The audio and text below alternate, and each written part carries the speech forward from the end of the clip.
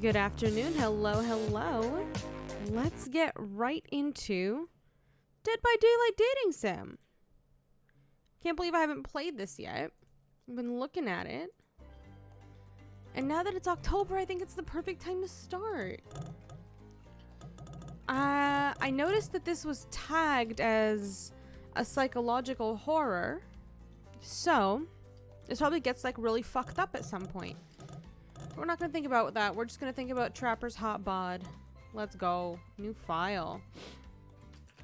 Let me Zill. Perfect. I've seen this for quite a bit on my Steam recommended, but I haven't watched anybody actually play it. It's not tagged as having any NSFW content, so this should be good for stream, question mark? You wake up on the beach, soaking wet, salt water stinging the inside of your throat, as if you'd nearly drowned. Water falls from your mouth as you open it to gasp for air. You have no memory of how you got here. In fact, you can only remember your own name, but not where you came from, or a single fact about your life. Is this what really happens when the entity takes you? It's just like a beach resort? What you do know is that, despite the outrageous beauty of the landscape around you, you feel incredibly sick to your stomach. Hey, Viridian. Yeah, I bought it last night. I told you. Oh, were you in voice chat? I bought it at like 3 in the morning.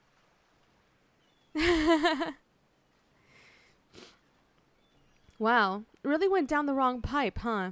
You need a minute, or can I go on? No, I'm choking to death.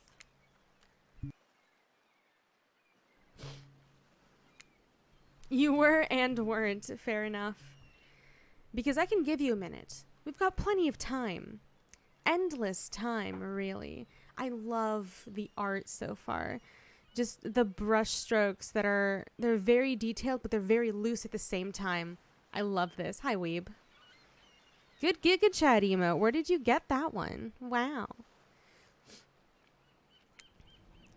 An eternity, if you catch my drift. Whoa, not now, Ocean. Sorry, Zill. May I continue? Please, go on. Okay, then. As I was... 5-head is cursed. It really is. That's one of my least favorite emotes, I think.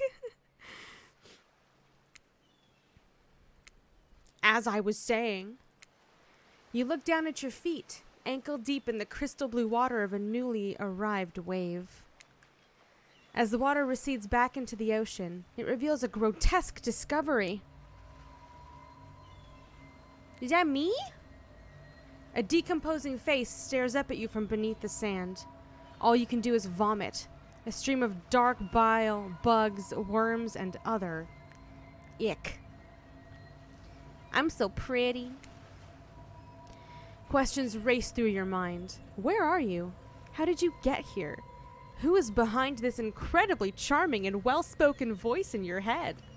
However, answers don't come easy. Your mind is completely blank. What will you do?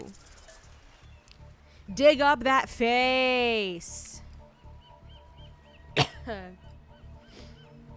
You brush the sand away from the half-buried human head embedded in the ground before you. It's got something in his mouth, chat. It's just for us. It's a present. There is no body, just this head. As you pick it up, flakes of skin fall to the ground. The jaw falls open, revealing a gold coin sitting on the rotting tongue of this poor, dead soul. It's mine now. Getting your hands dirty, I see. I like that. You're a take charge type. Take it. It's the man and he's dancing. You examine the gold coin briefly, happily distracted from what has otherwise been an extremely confusing morning. The sun beats down on you, drying your clothes. You check your pockets, but they're empty. Plenty of room for a gold coin, you suppose. And so you deposit it. Why, that's a nice coin you've got there. What if you were to spend it right now? Why not? Do we spend our money, chat? We just got it. We just got paid. Let's see what we can get. Or do we want to save?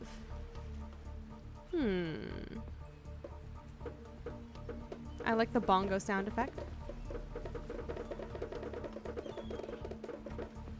Spend it? That's what I was thinking. Let's go. Why not? Well, hello there. I'm Dwight. God damn it. Dwight is in this fucking game. It's not accurate. He's not in a locker. And I'm Claudette. We'll take that. Claudette quickly relieves you of your gold coin and tosses it to Dwight, who bites down on it like an old-timey prospector before handing it back to her. And this is for you. I like Claudette. She's very cute. Ooh, an alcoholic beverage. A tropical drink. I have glasses basically like these. They are glass skulls, and they're tinted black. Not fully opaque, but like tinted glass. And they're mason jars. And I got them at a Halloween store when I was feeling really sad, so I went in to buy something. Now I just use them most of the time. When you take a sip, you find that it's incredible. Money well spent in your estimation. But I gotta ask, could somebody maybe design the next one of these dating sims to be all-inclusive? It really takes some fun out of the fantasy vacation to be watching your wallet the entire time. Thank them for the delicious drink, or this is suspicious. Spit that out. Oh, thank you. Thanks for the drink. It's quite delicious. You're welcome. Oh, her full sprite is so cute. Maybe we'll say no thank you to Trapper. Maybe we'll date Claudette.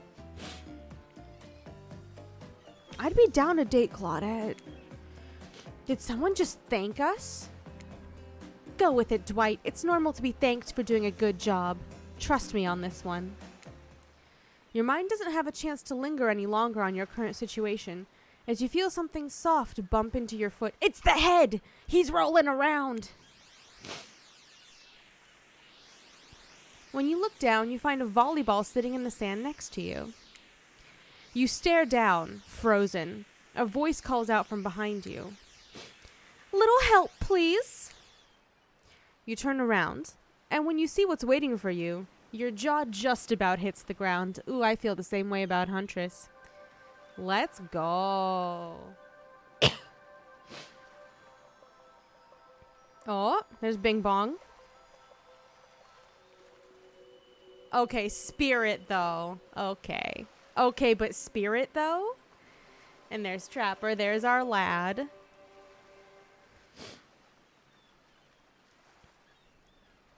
Oh, no. Do I want Huntress or Spirit? Might have to play this game twice. 4 gorgeous monsters stand halfway between you and a well-tended volleyball court. Each of them oozes with undead energy, a magical aura reaching out and penetrating you via your eyes.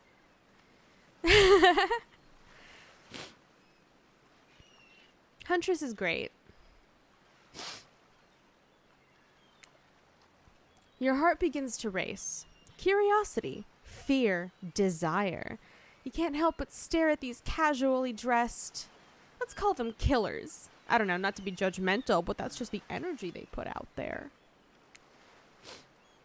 So many competing feelings rush through your mind at once that you're completely paralyzed. That's not good. You need to run. Hello? There are weird days, and then there's this. All you can do is look down at the ball and back up at this monstrous lineup of, well, literal monsters. Sexy-ass monsters, though. What do? Toss it back, kick it back, say no thanks. Say nothing, do nothing. Toss it back is a volleyball. You bend down and grab the ball. It's warm from sitting in the sand on this beautiful day. When you give the ball a toss, it arcs beautifully through the air and lands right in Huntress's hands. Not bad, stranger. Huntress's muscles rip as she grips it in her hands. You look her up and down and consider what it might be like to be held tightly in those strong arms. Warm, perhaps. Maybe a little sweaty, but that's okay. It's natural. Try hard much? Ugh. Oh, I see. So that was me choosing who I pick, maybe? They're speaking directly to you, but you still can't bring yourself to reply. You're entranced. When you snap out of it, you realize that everyone has gone back to the volleyball court. They left me? Alone again, you look across the beach at these strange residents who casually batter volleyball back and forth, happily ignoring your intrusion onto their private beach. Should you be frightened? Worried? Excited? I did refer to them as killers, not to give too much away. But at the same time, damn, they're looking very appealing in their own way, and nobody so much as lifted a blood-soaked finger in your direction. Don't be scared, Zil. You were made for this. Well, geez, if the spooky ocean voice says not to be scared, I'm sure it's all gonna work out. With no good reason not to, you decide to head over and see what happens next. It seems like you've derailed the volleyball game just by showing up. You derailed the game just by showing up, nitwit. Huntress is a giant muscle girl tomboy with short hair. Yeah, she really is. She throws them hatchets real good. I guess you're also a nitwit. Look, it's best to just go with what Trapper says when he says it. That's a policy I hold for pretty much anyone who always seems to have fresh blood on their hands. Hey, don't worry about it. It's all just a game. Existence, that is. Besides, you seem a lot more interesting than a silly game. So what's your deal? What brings you here? You mean they're here to do more than distract from my total domination? I was wondering when Wraith would show up. That was Wraith. That sigh means he was done with the game too. Either that or he saw a butterfly or something. Look, I don't care why this slack-jawed moron is here. I just want to know, can I kill them or not? You know you can't. At least not yet. Ooh, killer game? Do we get to play a game? Oh yeah, not yet. Hey, Zil, you might want to, say something. Actually, never mind. There'll be plenty of time for that soon enough. Right now, this group has some questions for you. But be warned, answer quickly and answer well. Oh no, it's timed. Oh no, palms sweaty, it's timed. Okay. This is a timed quiz, and it will be very important later. Oh no. I'm about to fucking die. I just need water first.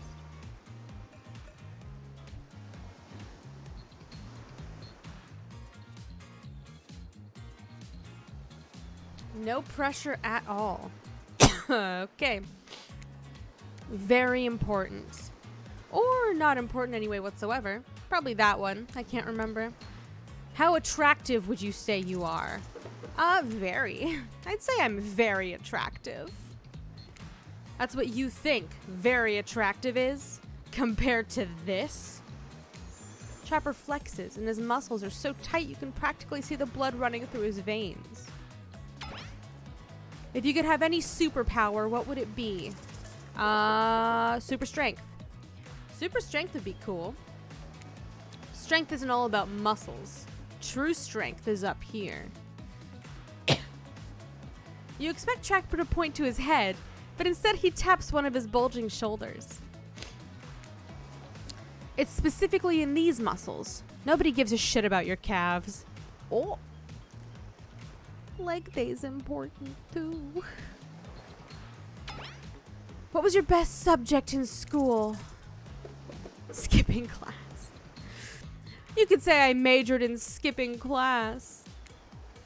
If I had ever gone to school, I'm sure I would have done great in skipping class. I prefer skipping over walking almost always. Aw, Huntress. What's your favorite animal? I don't know what the fuck that is. A cat. Definitely a cat. What? Why is everyone looking at me? You think just because I'm the typical cute goth girl, I have some specific love of all things cats? And more specifically, black cats? Well, I do, but you can all go to hell anyway. What's your favorite color? A 3-day-old corpse. Closest to green. Nobody would expect me to pick this, so I'm gonna say 3-day-old corpse. That's a pretty edgy answer, right? I'm pretty dangerous. I talk about corpses. No biggie. Those are no good to me unless they've been frozen. You'd be surprised by how quickly good meat can spoil. Or maybe you wouldn't be surprised? I'm still getting to know you. Good one, Huntress. What's your dream job? An astronaut. It'd be pretty amazing to be an astronaut, I think. It's hard to imagine being farther away from anyone than floating in space. The cold, inky vastness of nothing forever. Best flavor of ice cream? Chocolate. My favorite flavor is pain. Good one, Trapper. Same. Same here. Mine is vanilla, swirled with pain. I think mint chip is the greatest flavor ever conceived myself. But enough about ice cream, am I right? Hold on a second. This reminds me. I am right. Always. It's a lesson you should learn before we go too much further. Do what I say if you want to survive. Pick mint chip.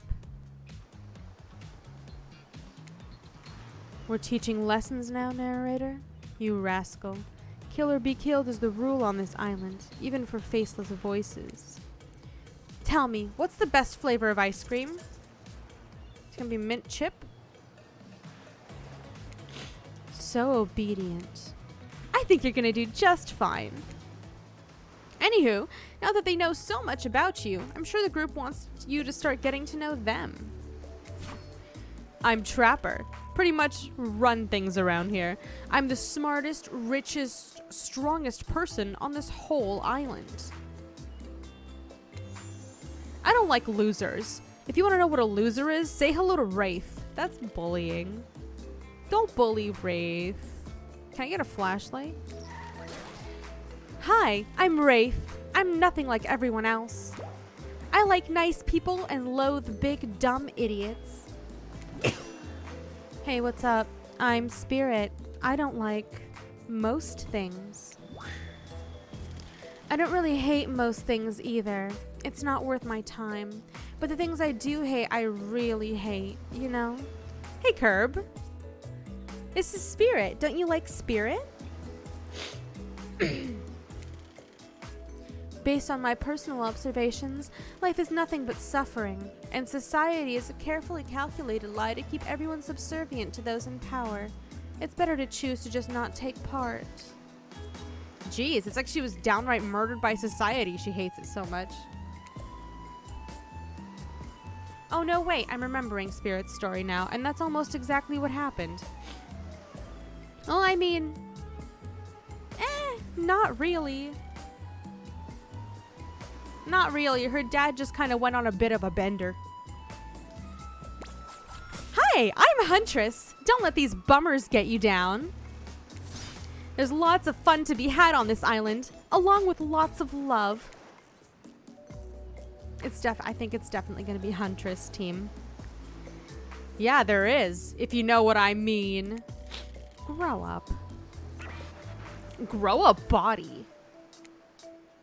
I've explained this 1,000 times. I'm dead, but I'm not a literal ghost. I just create a trail of fog. I'm not made of it. Whatever, fog body. That's not nice. He's not nice. You love it. Only sometimes. Ew, really? That's disgusting. That's why she likes it. Don't speak for me. I also hate that. Stop speaking entirely, actually. For the first time I ever agree with Wraith. Let's move on, otherwise they'll do this all day. Besides, if I know this crew, and I do, they'll want to show off soon enough. If we're done playing, let's do something else instead. Wow, for once I actually agree with the meathead. I say we go to my yacht. It's the massive boat dock nearby. I'll give everyone a taste of true luxury and power. Wraith rolls his eyes. Don't mind him, he just hates fun and happiness. No, I hate the endless, desperate, soul-crushing pursuit of wealth, the way it's flaunted needlessly, and the cruelty it engenders. Okay, game. What about hanging out by the pool? I find the water calming, simple, beautiful. Hey, what about our volleyball game? We can exercise and have some fun as a group. Are you serious? There's a perfectly good lounge to chill out at right here. That's true, Wraith doesn't have nipples. He doesn't need them. I'm tired, and besides, I hate being in the sun. Where do you want to go? I want to hang out with Huntress a little bit more.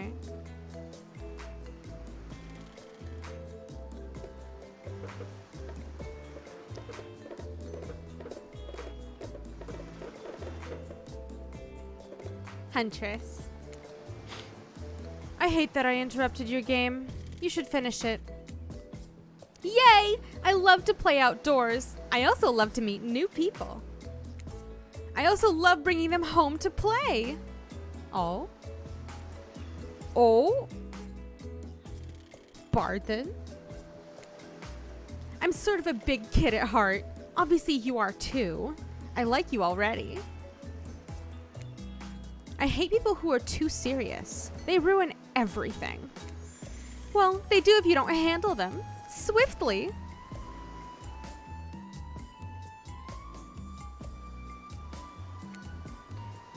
Hold on. For just one moment.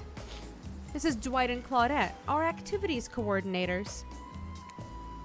They're also the cooks, waiters, bartenders, janitors, and every other job.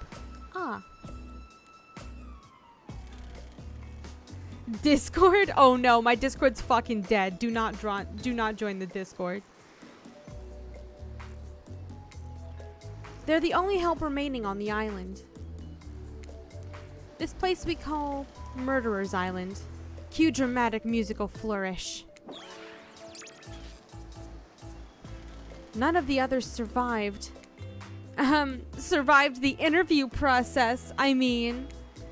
Hence to why we shall heretofore refer to them as the survivors, with a capital S. These two have worked here a long time.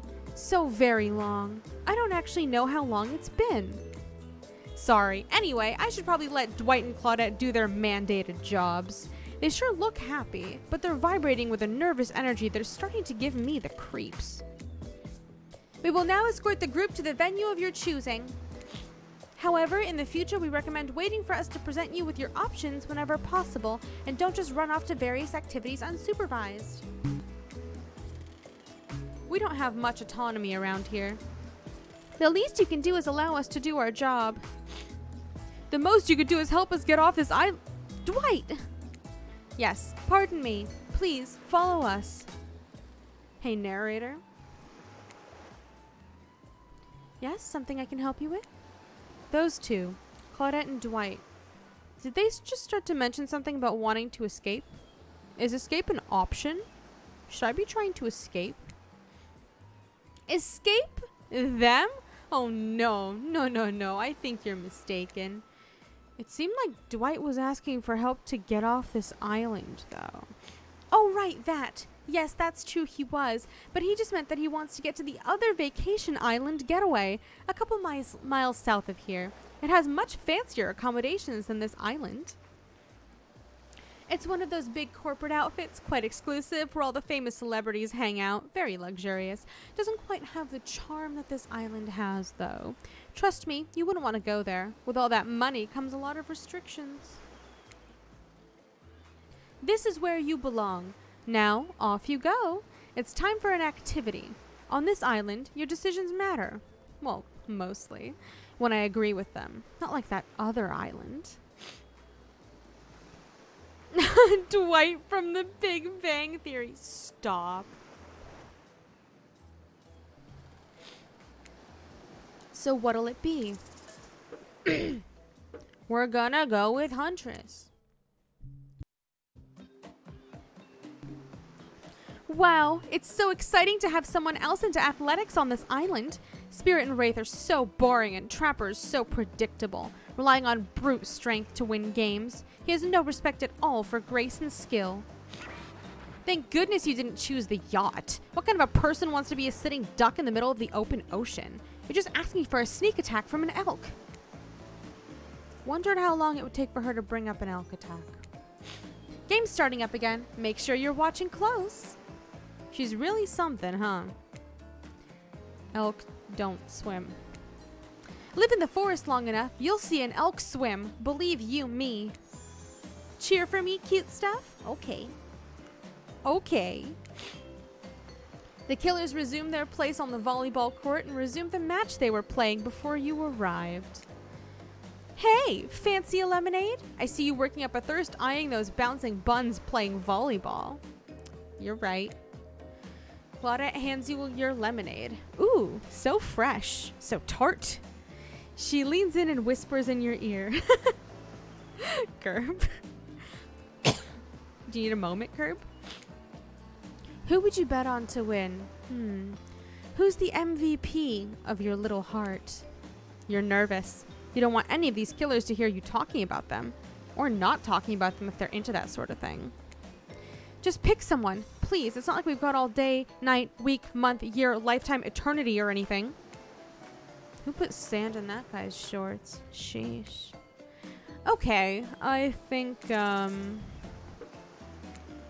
Huntress? Oh, shoot! Huntress overheard you! Aw, you've got your eye on me. Yes, ma'am. I'm flattered that you think I'm good, but honestly, I'm a little annoyed that I've been so flashy with my moves. Usually I'm so sneaky that you can barely see me at all. Huntress is royally kicking my butt. Correct answer. I'm allowed to support the other people on this island, right? Oh geez, I have no idea what the rules are here. Are there even rules? I should have stayed in my secret Larry. My secret Larry. Wow, what a game. It's a tie. Can there even be a tie in volleyball? No one knows since this is everyone's first time playing. These killers don't usually have time for team sports amid their busy schedule of brutally tearing survivors to shreds. Hey, is Claudette crying? You okay, Claudette? Probably just shedding a tear for her lost fellow survivors. You know, this resort had 4 employees when it opened. It's nothing. I'm totally fine. Whatever you say, boss. Oh, look. The killers have dispersed and are all cooling down in their own way. Oh? Spirit is reading a novel. Trapper is stretching sensually in between chainsaw curls. Wraith is hanging on the beach, desperately hoping that the sand will swallow him up. And Huntress is doing some target practice with her bloodied hatchet. You feel a nudge. Dwight is looking at you expectantly. You should really make a move. Life is short. You could get snuffed out at any time of day. Carpe diem, carpe PM, carpe nowem. Go ahead. Chat one of them up. Which killer has caught your eye? It's still Huntress. This is a full Huntress playthrough. Huntress only. You head over to Huntress. After all, this whole sporty hangout thing was her idea. Might as well see how she's doing. You were really great out there. Where'd you learn a move like that? Whose moves? My moves? These moves? They're nothing. Huntress blushes a bit from beneath her mask. It's cute on cute, if you ask me. Sometimes you gotta look past some bloodstains. A lot of men have run for their lives in my presence. You really learn a lot about what the human body is capable of in those types of scenarios. Hey, Hef. I love to exercise. In a way, we're all running for our lives when we keep in shape. I guess I never thought of fitness that way. Maybe it's time to start. You never know who's coming for you, through the brush as fast as they can, propelled forward by hunger, desperation, or just plain old boredom. Doesn't seem like boredom's going to be your problem, surrounded by all these characters. Survival, on the other hand? You're going to need to compensate for your lack of a killer instinct. What's your style? Grit. I might not be strong, but I'm tough. You know what I mean? Like, chewy? Yes. Very chewy. She did not seem to know what you mean. Like ready for anything, to do whatever it takes to survive. Oh sure, like hold your enemy's head down in the river until the shouting stops and the rushing water takes his life away with it. Yeah, like that.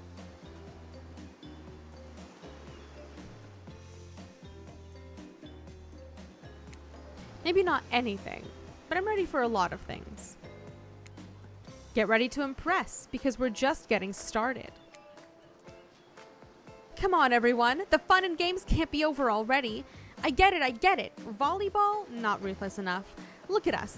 We crave action. We crave excitement. We crave the thrill of the hunt. It's time to see if our friend here has the hunter's instinct.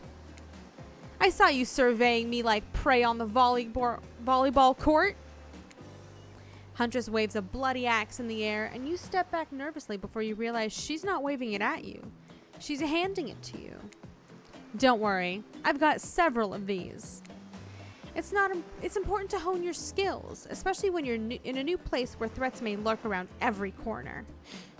You need to make sure that you are the biggest threat of all. Just don't aim those things at me. You can't even see me. Does the mask stay on? The mask definitely stays on. Are you kidding?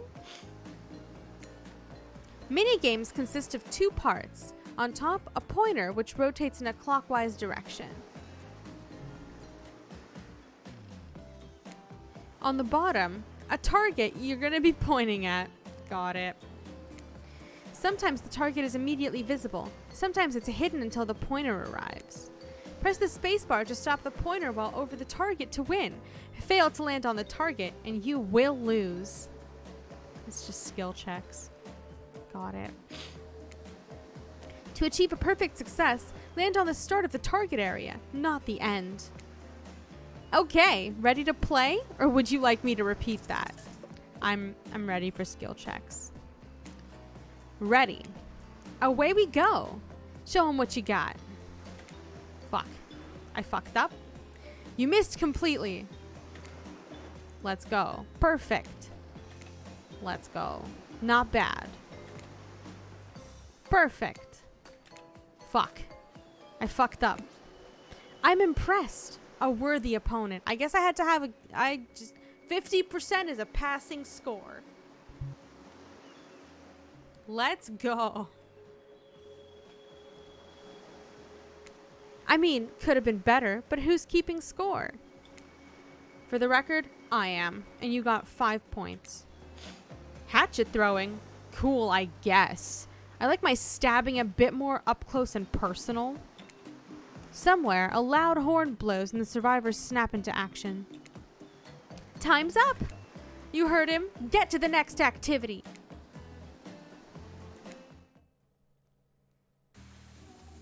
Seems like the next activity is mealtime? How quaint. You were expecting what? Capture the flag? Do you know how complicated it is to run a game like that? Much more so than sitting and talking. You arrive at the cookout area to find an assortment of picnic tables scattered around. What were you expecting? Some kind of grand hall with a huge banquet table? It ain't some prestigious fantasy epic like you'd find on cable. Dwight and Claudette usher you to your seat. There's very limited seating directly around you. And oh great, terrific. It seems that everyone wants to sit next to you. Even better is that they don't want to sit next to certain other people either. To start, no one wants to sit next to Trapper. Fair. Meanwhile, he refuses to sit next to Wraith or Trickster. Trickster's in this game? Trickster's here? Surprised? Yeah, well, they don't call him expected. This is a bad joke. Even I get nervous around crowds of killers, and my whole shtick gets a little flustered. We're not gonna romance Trickster, though. Hey there, you're looking good, Zill. Real good. What the fuck is your bat made out of, my guy? Is that an inflatable bat? That's unfortunate. Did you have some sort of accident? And we literally can't let Huntress and Trapper sit together. No, seriously, their arms are too big. They can't fit at the table if they sit side by side. Look at this. We can't even fit everyone on screen at the same time. You probably think this is an error, but it's not. It's completely intentional.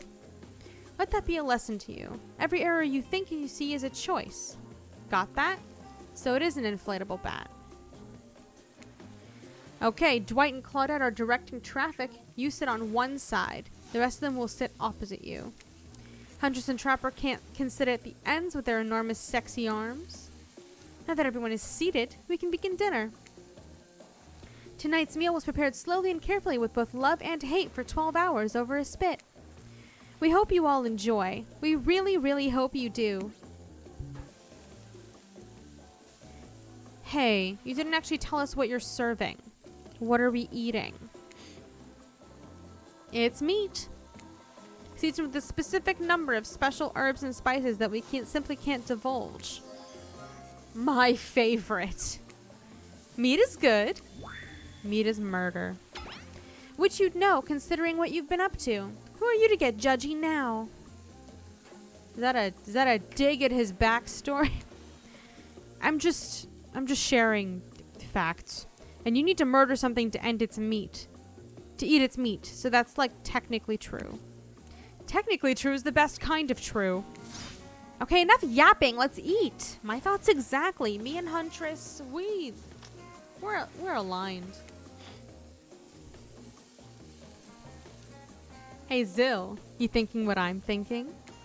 It's gonna be a person on that spit, right? Or several parts of overlapping people, perhaps? I haven't seen many pigs wearing palm tree button-down prints, you know?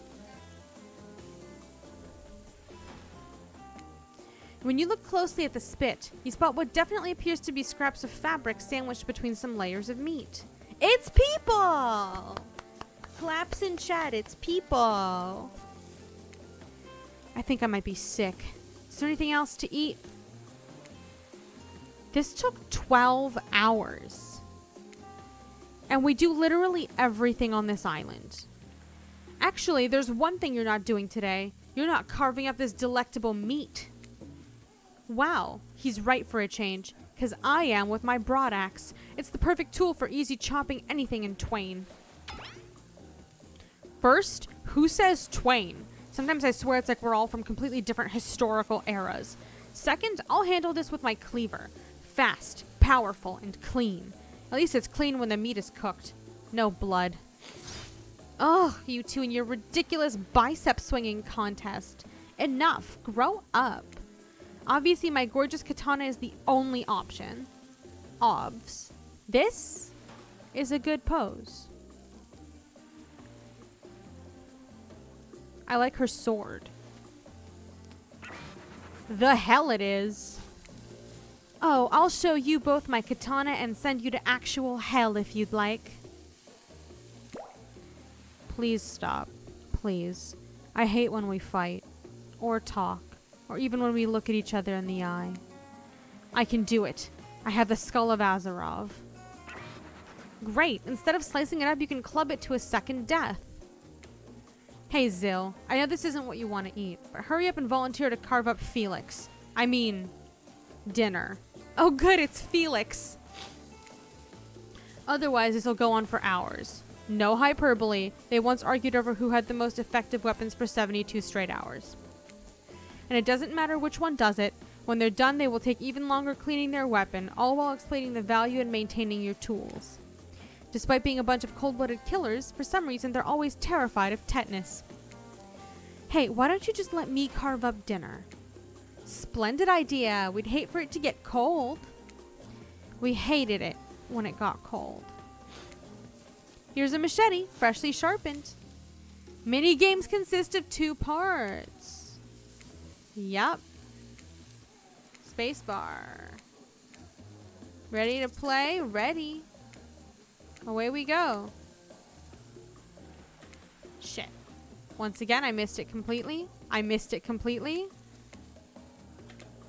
Okay. Perfect. Not bad. Fuck. Missed completely. Okay. At least you tried. A little. Sometimes trying takes a lot of effort. I'm bad at skill checks, team. What the hell was that? You ruined dinner. Your swinging was so poorly aimed, you hacked it to pieces. The bad kind of pieces, too. I hope you're drunk. Dinner's finally served. For real. The sounds, especially coming from the masked killers while they eat, which involves lifting their masks and shoving food up behind them, are nasty. Spirit, meanwhile, doesn't even eat. She's the only one who seems to really be embracing being dead. They're all dead, right? This is obviously hell. I mean... Come on, we're still trying to be mysterious here. You think mystery comes easily? Claudette and Dwight aren't the only ones who've been working their asses off to make this night perfect. Well, at least they're lifting their masks. This is only 99% as disgusting as it could be if they just tried to mash stuff through there. Spirit, why aren't you hungry? The 2 best things about being dead is not having to eat. That's only one thing. Think about it, Zill. Number 2 is no number 2. One less thing to think about in the afterlife. Even if I wanted to eat, I have no idea what would actually follow. You might have noticed, but I'm mostly a bunch of dismembered body parts floating in a spectral form. Do you see how deep this cut on my abdomen is? I don't think my digestive tract connects anymore. Between the food and the behavior of the group, this might be the worst meal in history. But even worse is they're staring at you. You're not eating. They don't like that. I think they want an explanation why. What do you want to tell them? Look at that seagull. Wow, you ever see a seagull that big? I haven't. That's incredible. Anyway, what were we talking about? Lame misdirect. Yeah, she's right, Zill. Pretty lame. Own who you are. Never compromise. Didn't you just wash up on this island with no memory of who you are and how you got here? Yes, you did. Poor thing. You have no idea the last time you ate a real meal, and you've been standing in the sun. But the seagull... Uh-oh. He just made a lot of good points. I swear, you're beginning to feel lightheaded. It waved at me. Maybe you need to eat to survive here. Either that or someone poisoned you.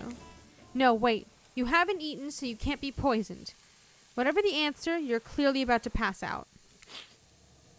Oh, hey. It's me again. Your friend, mentor, and guide. Narrator to the narrator. The ocean. Not sure how I feel about that characterization, but I'll allow it. I brought you here, and I might be the only one who can help you now. There's only one thing you must do to survive. You have to figure out why you're really here. To romance a killer! No one can tell you, not unless you follow the right path. Or at least a right path. There's too many of those to count. Hopefully you pick at least one of them. Because there are even more wrong paths. Many of them lead to your demise. Others lead to something even worse. Starting scenes over and having to fast forward back to where you are. Am I right? For this place holds many secrets, even from itself, but the one that truly matters can only be learned if you answer the most important question. Why are you here? Why are you here? I'm here for Huntress Booba. Answer that, and you'll learn the truth. The ultimate truth. Vague, mysterious. I gotta give it up to this ocean character. That's some quality early game storytelling. Hold on, I'm back. One more piece of advice. You've made many choices by now. Some of them I liked, some of them I did not. It's in your best interest to make more choices that I like. Oh? You wake up to find Huntress holding your limp body, gingerly pouring cool water into your mouth. Saved?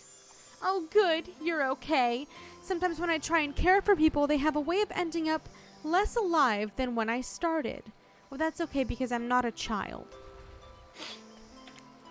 Which would be a total bummer if that happened to you. It's been so long since I had a normal, happy, healthy, living person around. Usually I'm just falling into the same old routine of smashing everyone's heads open with a hatchet before I really get to know who they are as a person.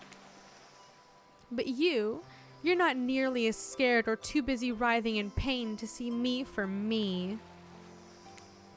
You feel nervous in her arms, not just because they're maybe crushing you a little bit, but because she's beautiful.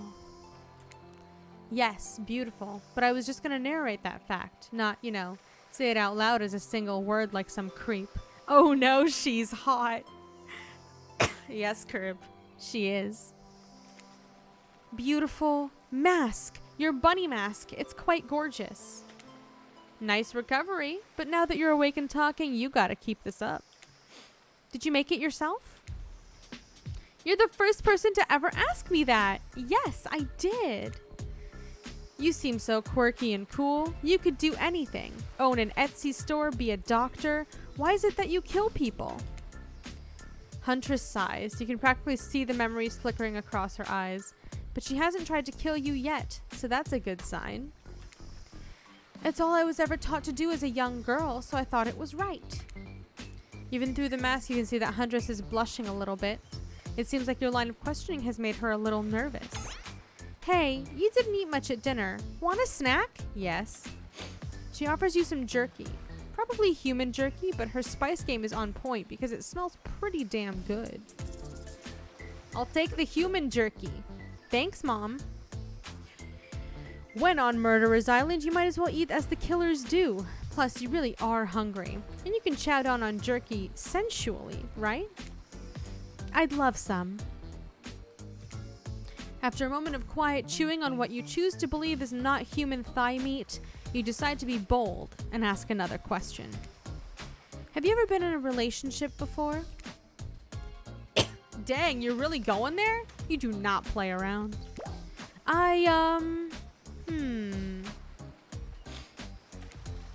Huntress takes a moment to think deeply before answering. I must say, it's quite amusing to see this hulking bombshell get all twisted up with these personal questions. Kudos to you, Zil. There was one deer that looked at me quite provocatively in a clearing once, but that doesn't count, does it? No. You hear the faintest giggles bubble out from behind Huntress's mask. You're so cute, Huntress. No, it doesn't count. Whoa, what's this? You found something in the sand. Huntress reaches down to pick it up. It's a hair clip. Probably left by some little girl who was playing on the beach long ago who is definitely still alive and not at all dead. Huntress closes the bag of jerky with the hair clip. Seems like she's a little mixed up on how exactly this particular item works. Should you go with the flow or show off some of your knowledge of advanced humaning?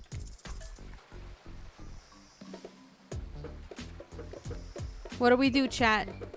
Do we go with the flow or do we mansplain a thing?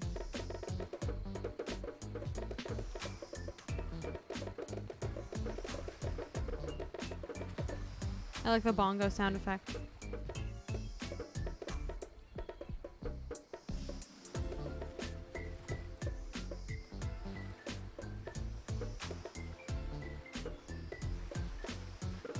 I'm thinking we do this. Go with the flow? Okay. Alright, we're gonna go with the flow. Huntress is admittedly a little scary. Might be best not to correct her at this moment. What if she gets upset? She could probably kill you with nothing more than this very clip itself, wielded as a little blade in her nimble fingers. But honestly, would she even need the clip? Certainly her bare hands are enough to get the job done. You take a gulp thinking about just how fragile your puny little neck is. Also, between the fainting, human jerky, and other probably dead girl's hair clip, you're feeling ready to get back to the group and have a lie down. Good thinking. Wouldn't want that jerky to dry out. I hate to break this to you, but never mind. Just as things are really heating up, you hear a flurry of footsteps behind you and you quickly spin around, ready to fend off whatever new danger has popped up on this strange island. Only to find that it's Dwight and Claudette sprinting across the beach, clipboards in hand which they're waving in the air above their heads. It's very important that we stick to the itinerary and attend each event as scheduled. Playing sick for cute flirts points are not a part of this evening's activities. That's strictly slotted in for after campfire story time. At this rate, we'll be late. Playing sick? No time for excuses. Well, there is, but that's scheduled for after what comes after the flirting. Go, go, go! Once everyone had gathered at the fire pit, Dwight and Claudette quickly make an announcement. We're not going to blame anyone in particular, but someone, and we're not going to say who, so don't worry, hasn't been sticking to the schedule. That means we're behind on time for evening activities, and we'll only have time for one person to share their special spooky nighttime story. Just one story? But story time's my favorite activity. This is a narrative-heavy experience. You're telling us that only one person gets to share? How will we decide who? Oh, great. We're gonna have to decide as a group. This never goes well. Whoever did this, step up now. I swear I won't be angry. I'll merely chop your head clean off. No fuss, no muss. Voice trembling, you realize this is probably it for you, but you embrace your fate. Sorry, everyone. I think they're talking about me. To be honest, I still don't understand how this whole schedule thing works. I guess I lost track of time while I was passed out.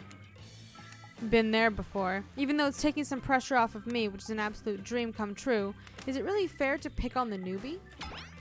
Seriously, has anything here ever happened on schedule, even once? Damn it, Donald, if you try to flex that authority gimmick one more time, so help me, I'll snap your head off so quick that I'll drown you in this blood, Cynthia. Fuss and muss are back on. You two know I love to hack, slash, and slice. We all know you who... Blah, blah, blah. We all know you love to kill. It's almost all you talk about. Nobody named any names. Who even knows any names? Not us. I renounce my name. Who's Donald? Who's Dwight? Who even knows anymore? Call me nobody. But we still gotta get started on story time, so... Zill, who do you think should go? Ah, damn it. That's a name. Please pick somebody quickly so this tropical vacation doesn't turn into a bloodbath. Huntress. I choose you, Huntress. My favorite Pokemon. Whoa, whoa. This entire experience is being carefully crafted to avoid an IP infringement lawsuit. Let's be careful with the catchphrases. Huntress steps up to tell her story. The campfire flickers in her faraway eyes. There's a village outside the deep and ominous red wood. No child dared step foot past the threshold of thick trees and brush that separated safety from the unknown. Grown men that ventured in often would never return, and the sounds that echoed out into the village were something inhuman. The women of the town told the story to the young children, hoping that it would be enough to dissuade them from curious exploration beyond the boundaries of the village. They told of a creature that lurks in the woods, half woman, half beast, singing like a siren, haunting, beautiful, her voice the last relic of her humanity. It lulls all who hear into her domain, and not precocious child nor fierce soldier can escape once you're in her clutches.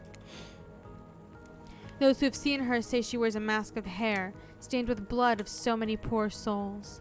The hatchet she wields has been brought down brutally on the skull of many an unsuspecting hunter. The nightmare doesn't end there, for what's a hungry beast to do in the frigid winters with nothing but hunter meat to live off of? It is said that the Huntress, as the villagers called her, couldn't bring herself to kill the young girls she came across in the forest. Instead, they'd suffer an even worse fate. Longing for a child of her own, she'd bring them back to her secluded cabin to keep them safe. She'd wrap a tight cord of rope around their necks and affix them to the wall. That way, they'd be warm. That way, they'd be out of harm's way. The Huntress would even bring the girls presents, toys she'd pilfered from other bodies, masks she'd fashioned out of things from the cottage, and little dolls made of grass and twigs. But these toys did nothing to quell the children's fear. Within days, the girls would waste away from starvation and dehydration. For all her good intentions, the Huntress had never learned how to care for a human child. Oh, it's her backstory. You see a tear creep down from underneath Huntress's mask. Suddenly, the most beautiful singing voice you've ever heard fills the air. They forgot the first part, though. They only did the last bit.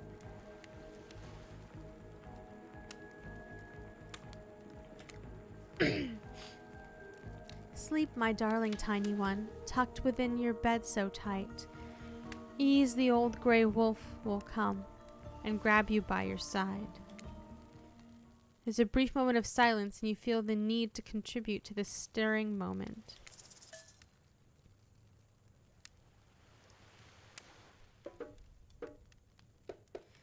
Hi, Slice. This is a Dead by Daylight dating sim. It's called Hooked on You. It's very fun.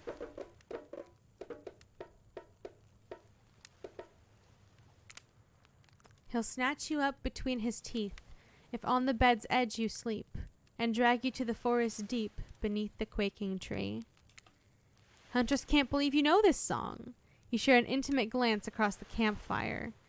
It is a... it's a Russian song. I know it well. So close your eyes and fall asleep. Count the little woolly sheep, tucked so tightly you must keep, or he will come for you.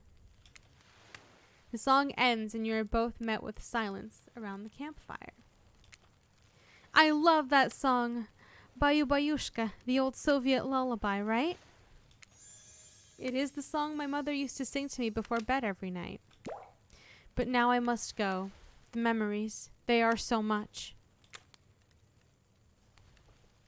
On that note, everyone decides it's time to take a break and split up for a little bit so that they can all have a moment alone before bed. Everyone leaves, and you're alone by the fire. The only thing you hear is the ocean slowly lapping against the shore. This is nice.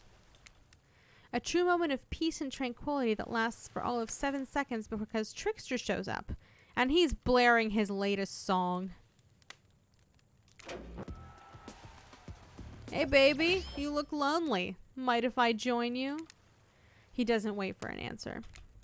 I know you've been hearing from these guppies all day, but I want you to hear something from a big fish like me. Something special and those in charge of this island don't want you to hear. I am the ultimate catch on this island, the only lobster in an ocean of sardines. No one can give you what I can. You just have to find me. Come find me, baby.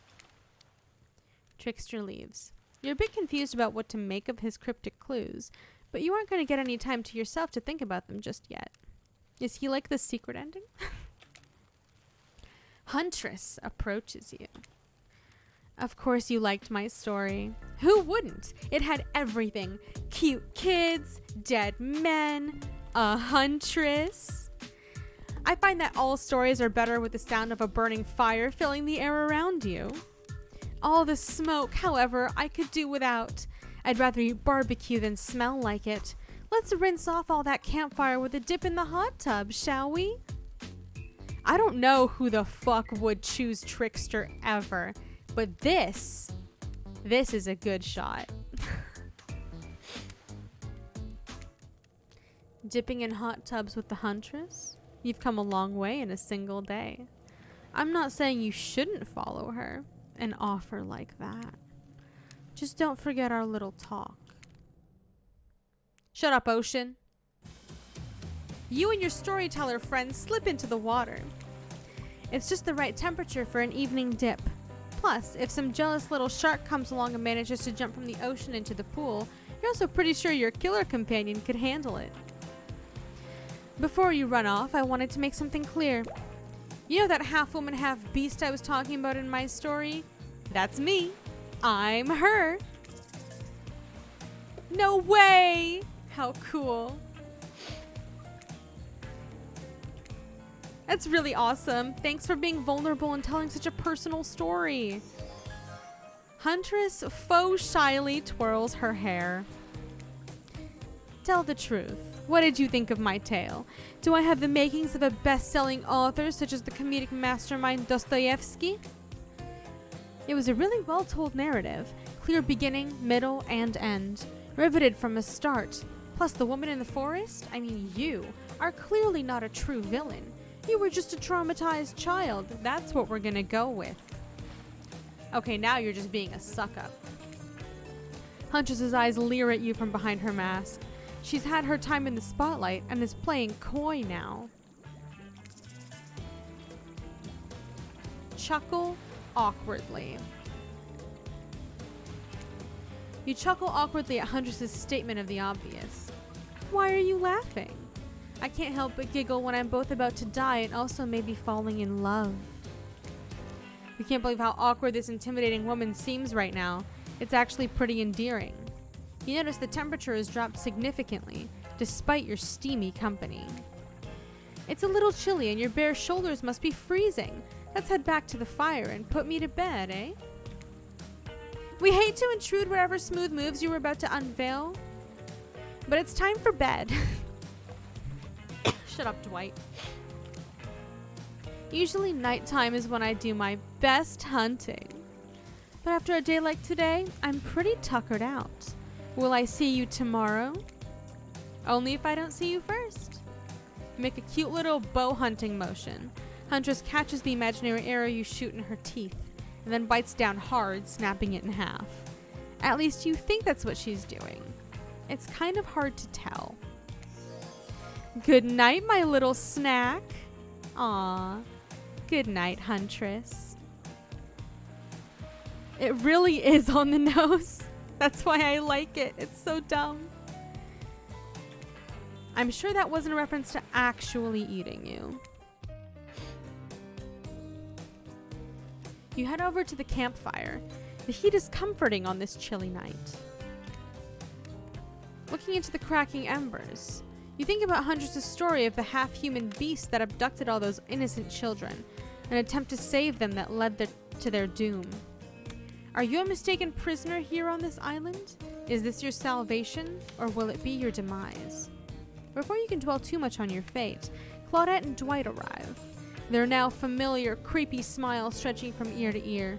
It's a bit menacing to see a smile like that lit by firelight. We must apologize for the accommodations. We weren't prepared for another guest, but we're going to make you comfortable, or die trying. They hand over a pillow and blanket and welcome you to snuggle by the fire. Perhaps some music will put you at ease? Just try to keep the volume to a minimum. Our other guests aren't the types you'll want to rob of their beauty sleep. Oh, God. This here upcoming minigame is a special minigame. Perfect for less coordinated. There's no winning or losing. Let's go. Wherever the pointer stops, that's your result. I suppose if it doesn't stop where you want it to, that's a bit like losing, but no one has to know if you don't tell them. Ready to play, or would you like me to repeat that? I'm ready. Away we go. As you relax and look into the fire, the radio begins to fuzz and flicker. You examine it and decide that you might adjust the dial and fix it. Let's see what's on 98.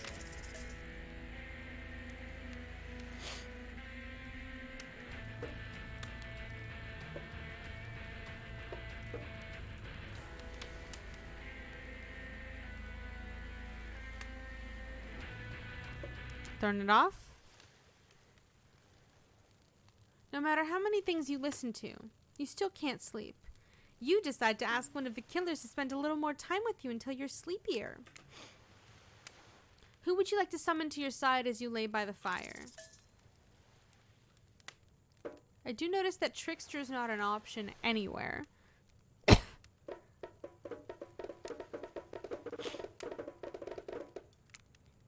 Huntress, are you around? I was wondering if I could get a little company.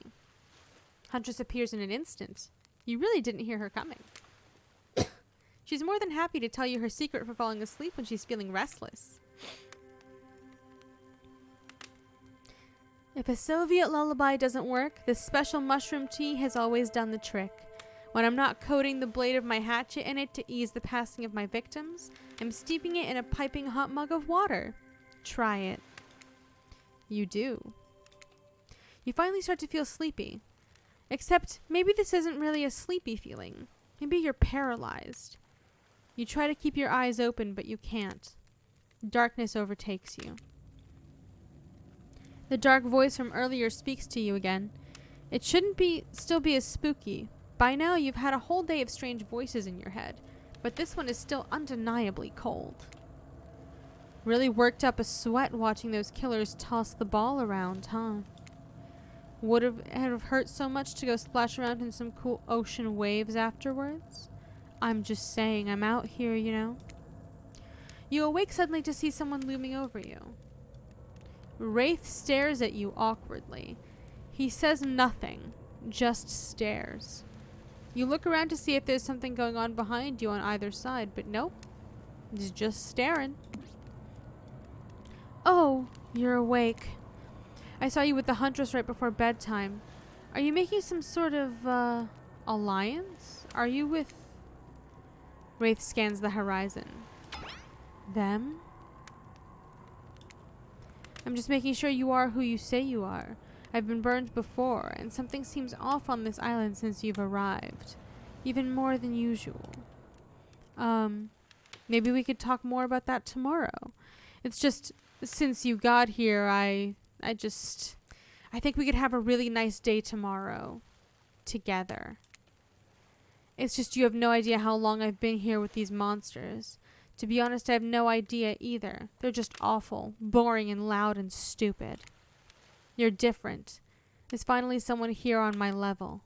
You're thoughtful, interesting, gentle. I think we could, you know, have fun. I could show you some cool stuff if you want.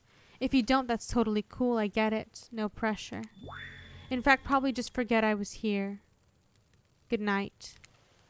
Finally alone for real this time, maybe. You drift off to sleep again. Hopefully you're not poisoned.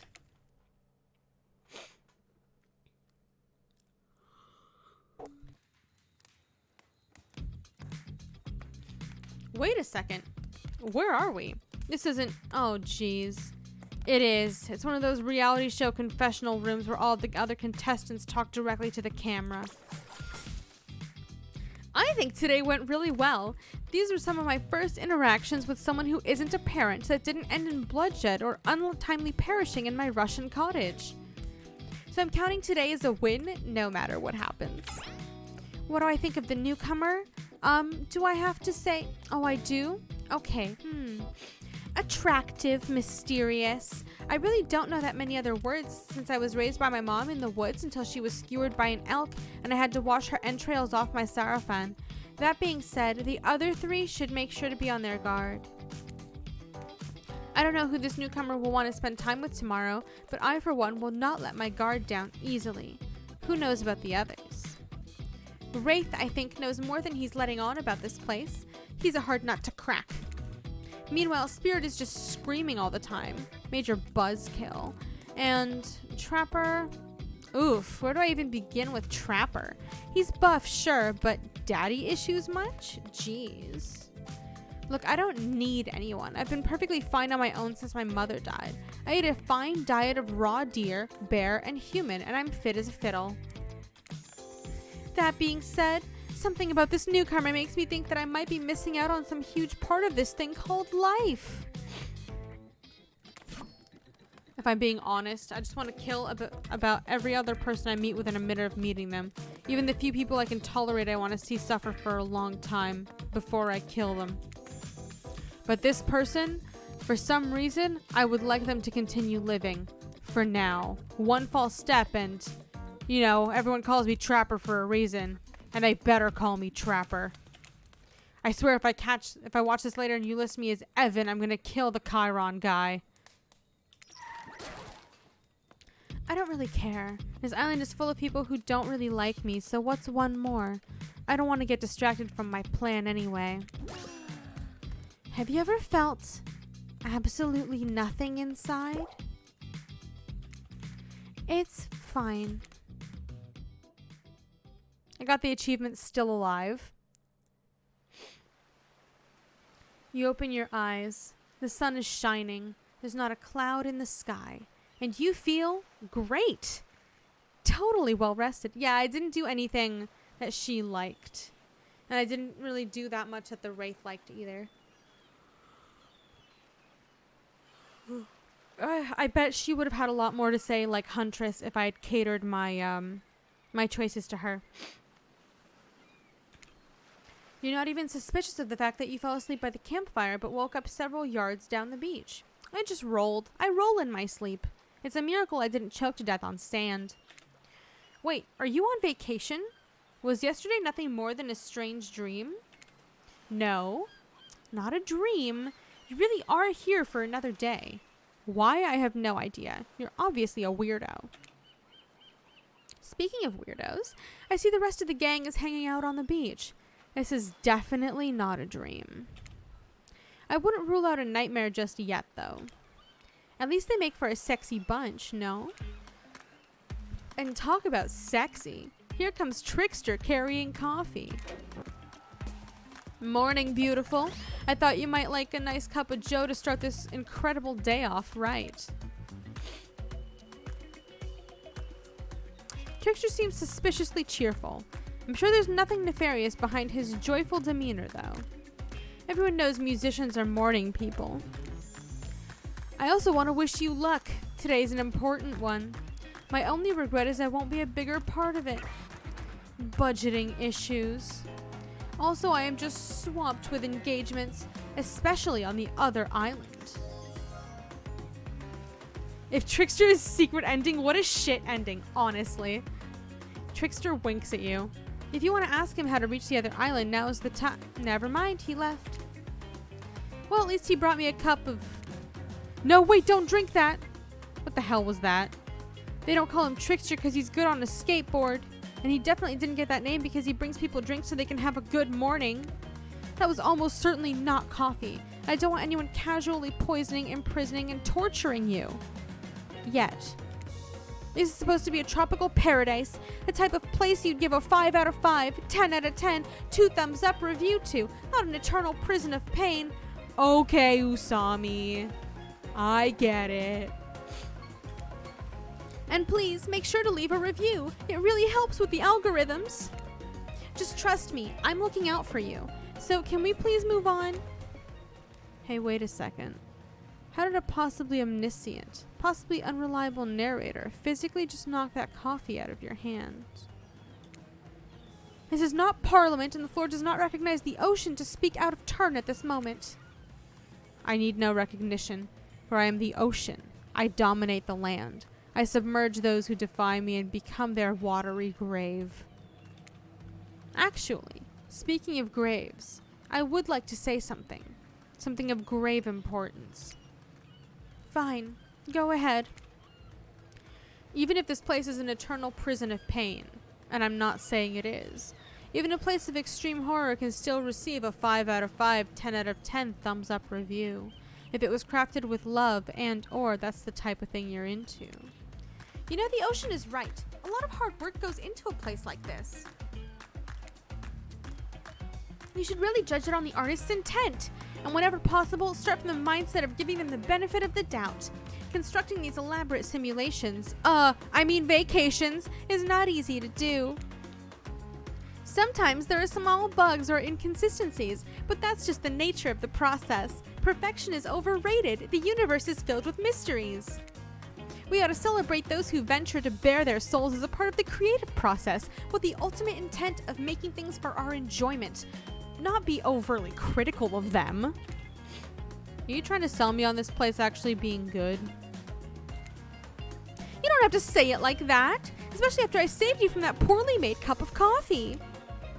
Sorry, we should have been here 5 minutes ago. They always do this on the second morning. Sad, really, even if they do make some great points. Oh, sure, they make great points, I agree. Can we please move on? Yes, of course, apologies. The last few minutes aside, have you been enjoying your time here on this island? Please leave a review. Yes, I'm not suspicious that there's no option. What an encouraging response. And we're so glad you're not suspicious. Hey, Claudette, maybe Zilla isn't suspicious because they figured out that what they're actually doing here?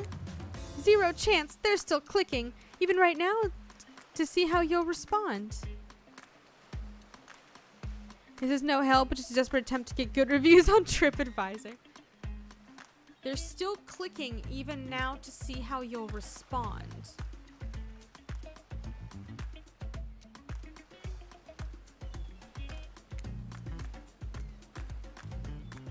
Hey, look at that! They don't know anything. It doesn't matter though, Zill. We're so happy to hear you're having fun.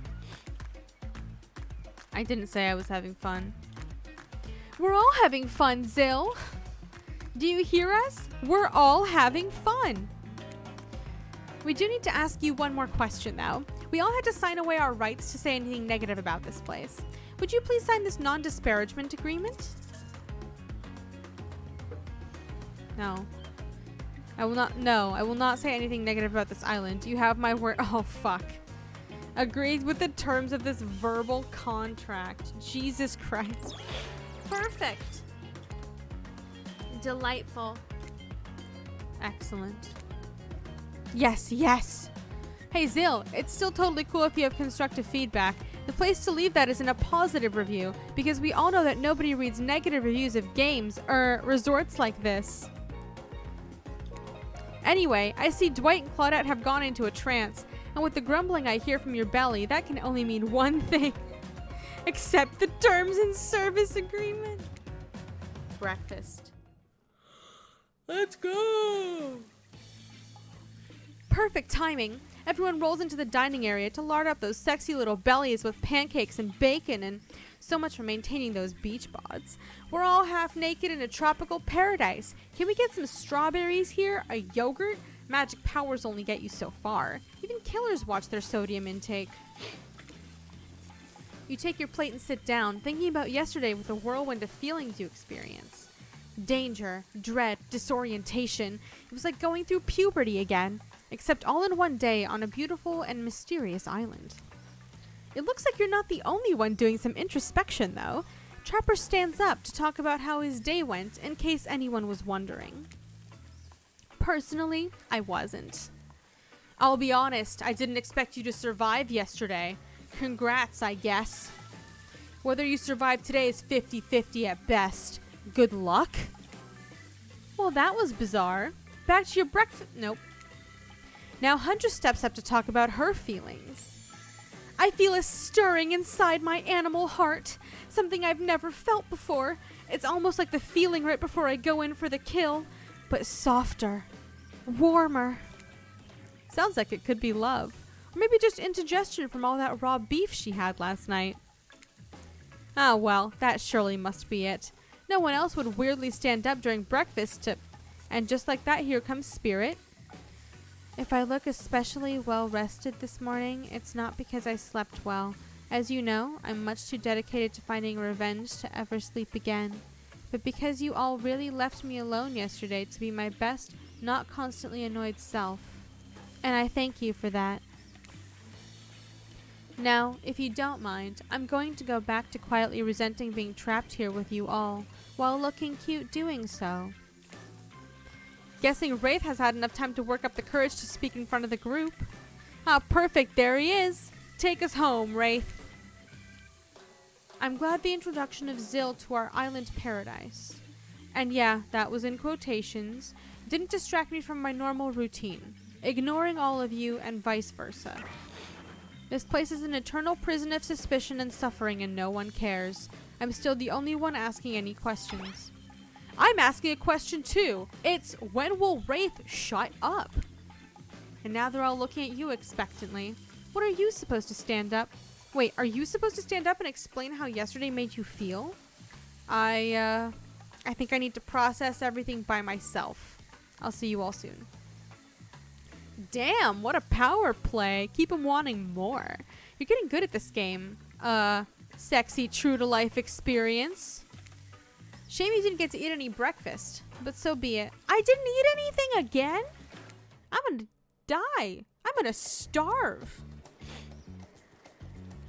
For breakfast, you head to the hot tub by yourself to clear your head. Yesterday was, in short, a lot. Before you get there, though, something catches your attention. You hear that? Who are you addressing? Me? Well, yeah, I guess. That's okay, right? You know, I might be pursuing a relationship with one of these 4 fine killers, but it feels like the person I'm getting to know the most is you, narrator. It's only okay in so much as it serves to illustrate that you've lost your mind, seeing how I'm not real. Yep, I heard it this time. How does that feel? Intense. Nice. Yeah, that feels right. This is uncomfortable. What are they doing? Just like that? Exactly like that. So I had no idea those two even, whatever it is they're doing. I'm afraid to look. Please say something so they know you're close by and can hear everything. Oh wow! Look at this super cool bottle of Trickster brand suntan lotion someone left on a chair. Anyone know where I can buy some? Damn it! Aw, come on, a little privacy, please. Dwight is panting and Claudette has a crazed look in her eyes. Sorry, I didn't know how else to let you know I was here and that I could hear you. You know what? What do you think we were doing? You were doing, I don't know exactly what you were doing, but it sounded like fun. You think two people trying to find new ways to kill each other in a desperate search to make their own death permanent is fun? Oops. We get 5 minutes to ourselves every day, and we spend it hoping if we stab each other in just the right spot, we won't get resurrected. Jesus Christ. I've come to believe that the key is finding the exact place where we need to bleed out from, and I believe that place is in our appendix. Why else would it be there? Makes sense to me. Did you actually think we were me and him? Dwight? You don't have to laugh that hard. They get it. My life is a nightmare, and yet somehow it's never been worse than right now. Let's go, lover boy. I ordered all our entry wounds, and our 5 minutes is up anyways. Good luck, Zill. You're going to need it. And hey, if you figure out how to escape this island, please make sure your ghost tells us how. That was both a tragedy and a comedy. A cragmedy. Shut up, I like it. Anyway, where were we? Oh yeah. You're heading to the hot tub by yourself to clear your head. Yesterday was, in short, a lot. You're dedicated to achieving a true, centered sense of calm. No drama, no bullshit, just soaking up sun in a heated pool. Today, you're on a date with you. I like that. I want to be on a date with me. Who would make the first move?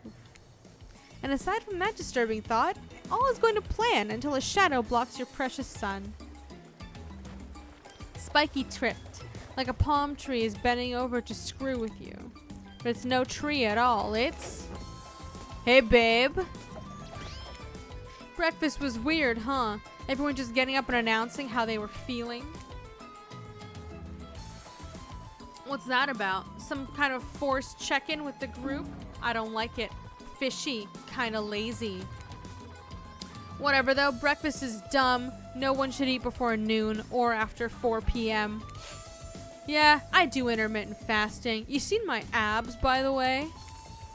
Maybe you can see them later at my private stage on the other island. You know, IP Island, where all the Hollywood celebs hang out, if you play your cards right. I could give you a private show. Catch you around. His abs are pretty amazing. You gotta give him that. And the blow-up bat? Threatening but adorable. Makes for an interesting silhouette. Genius design. Holy shit, he's so fucking hot but so fucking awful at the same time. I mean, I wouldn't know. Aw, Curb. What's wrong, Curb? He's a psychopath, just like the rest of them. but you don't gotta give him anything. And we're not best friends. Just because we had a little talk about doing a little talking, it's not an open invitation to go smashing the fourth wall every 5 seconds. Okay, now that guy is gone and we've got some ground rules established that we're definitely going to abide by, it's time to lay back. Take some deep, slow breaths and... Nope, another shadow. These people will not leave you alone. Let's see who it is this time. Huntress! That makes sense. You two have gotten pretty cozy. We should get out of here. I know a place that's quiet and out of the way. No one will be able to hunt us. I mean, hear us out there. Doesn't that sound intriguing? But immediately a flood of worry floods your brain. Should you pack a picnic? Bring your swimsuit? A pocket knife? You decide to bring as much as you can. You may have to make a run for it at some point, and you should be prepared. It's been an hour. Where is it? It's been an hour and a half. But of course, you washed up on this island with nothing but the clothes on your back, so you've got nothing to gather. Are you really ready for this? I mean, they call her the Huntress, not the Hugstress. You look up this towering goddess, trying to form a sentence when suddenly, before you can decide if you want to go off with her, the trapper interjects. I demand that you reconsider. Why settle for a bunny with a hatchet when you can have everything you ever wanted? Tough choice. You weigh your options quickly because you can only go on one date today. You also don't want to be hacked to pieces for saying the wrong thing. It's always good to remember that these are all cold-blooded killers. But you know what they say. When life gives you lemons, you make lemonade. And then die a horrible, retching, writhing death after drinking it because the lemons were poisoned all along. Sorry, this island has really got me tilted. God damn. So who will it be? Huntress, obviously. Full Huntress route. We're gonna remain faithful. I gotta go with Huntress. Whee! Oh, we got the good sprite.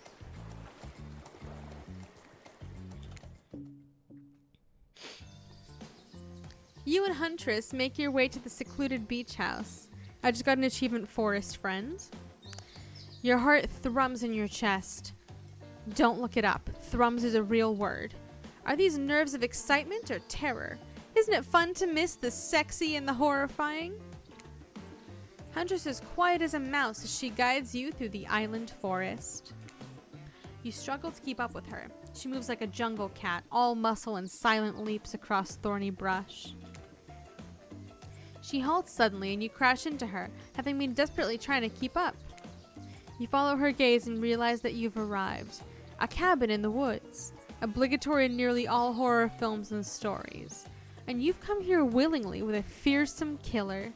Great job. The cabin is cozy, but something seems off about it. You can't quite put your finger on what it is. It's totally not the blood on the floor. Huntress stares at you through her bunny mask, cocking her head to the side as if trying to gauge your reaction to her hideaway. Are you going to invite me inside? Why do you need an invitation? Are you a vampire? Haha, no. Oh. Is it just me or did Huntress seem a little disappointed? Didn't peg her for a lover of the Fang, but hey, I don't judge. Come in, let's explore. You follow her inside. It's creepy, rickety, and definitely not up to code, but it has a certain homey charm. I like it. You're quite the decorator. She blushes. Indeed she is. A chandelier made of bones hangs delicately from the foyer ceiling, and a collection of trinkets lines the mantel. Something tells you that the people who once owned these things are not of this mortal coil anymore. Could you be Huntress's next victim? The thought gives you a wicked thrill. Hey, she's looking at you again. What do you think of my collection?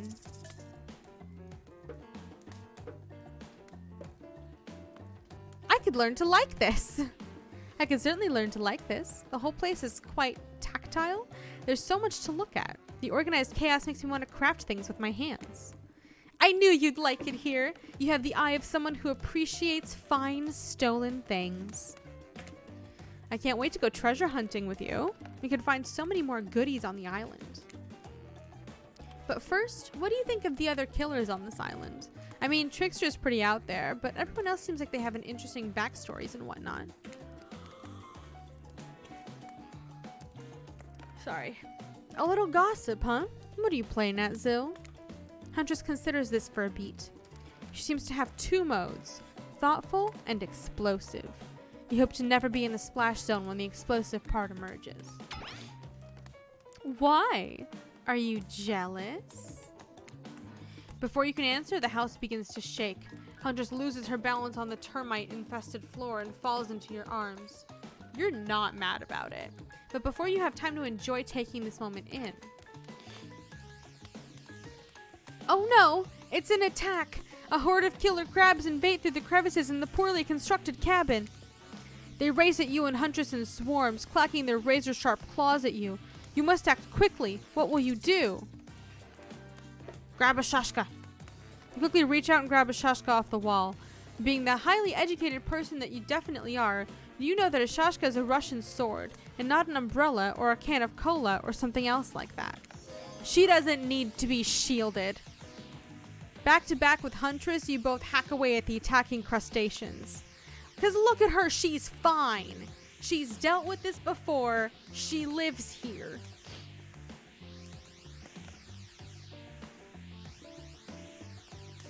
If anything, I'm the one that needs the shielding.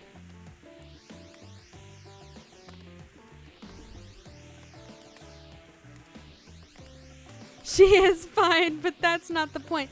If it was an attack with Spirit, I would shield Spirit. However, Huntress can hold her own. If anything, I would just be in the way. You manage to slay the majority of the killer crabs. The ones you miss go scurrying away back into their hidey holes. Huntress turns to you with a gaze that's full of passion and intrigue. However, before it bubbles over, she looks away, suppressing this feeling. Is she nervous? Huntress sits down on the wicker couch and begins cleaning the guts off her hatchet. It's an obligatory scene for every killer. You're just happy to not be the source of what she's wiping off. Looks like we're having crabs for dinner. She doesn't smile at your joke. She has that ponderous look on her face again. You join her on the couch. Man, sometimes those near-death experiences really get me thinking about what I want in life. I think I'd really like to start a family one day. How about you? One day with the right person. I mean, it's a life-changing decision. You have to make sure it's right. Huntress smiles coyly. A good answer. You never know what kind of weirdos are out there. What were you like as a kid? You try to imagine this giantess as a meek child in a puffer coat wandering about the forest. Huntress chuckles, her laugh quite cute and soft. I was so innocent. We hunted to survive. Then went back to the cottage and Mother would tell me stories and we'd drink tea and imagine a life far away from the woods. Somewhere like this. I suppose I finally achieved what she always wanted from me. But since coming here, something feels off. It's beautiful and warm and everyone is so attractive. Like thirst traps galore. But don't you get the feeling that something's coming for us? Oh no. She's onto you. But onto you about what? Swirling memories rush through your head. Nightmares, visions of a dark cloud. Claudette and Dwight's vacant stares that belie some sort of hypnosis. Quick, validate her theory or try and push it off. Yes. I think you're onto something. What do you know? How long have you all been here? Do you remember anything at all about why we might be here? I've been having these dreams, seeing things. I think we're all serving some greater purpose here. Huntress reveals a strange object that she stole from near the stage where Trickster performs. It has some strange symbol on it. Truthfully, it doesn't seem that strange to you. It's just a glass bottle. However, the label is interesting. Oh, that's the symbol on the coin. She hands it over to you, but before she can explain her theory. Claudette and Dwight burst in on you and interrupt. We have a dramatic announcement, but it needs to happen back at the beach. God damn it, I was so close. You arrive at the beach and realize you were set up. There's no big announcement at all. What we have here is a good old-fashioned rivalry. It's true. Exactly like that voice that we cannot hear and certainly aren't referencing says. We were forced to interrupt your lovely date by another killer. They're here and ready to make you an offer of love you won't be able to deny. Trapper emerges from the water. Is he in slow motion? He is pure thirst. He's Paul Newman on horseback. He's Denzel on the cover of GQ. Manly manliness brought to life. Also, was he holding his breath under there this whole time waiting for his cue? That's commitment to a bit if I've ever seen it. Oh, Bungie is Trapper. Actual cope. Actual cope. I heard you've spent the day in a quaint cottage. That's cute. How about a quaint mansion? Or better yet, how about one on each continent? Yeah, I'm including Antarctica. I'm really, really rich. Think of how cozy we can get there in a snowy 10-bedroom chateau. One of those pools that's half indoor, half outdoor, but nice and warm throughout. That way you can kill a mama polar bear from the outside while watching her cubs cry over her body from the inside. Okay, dude.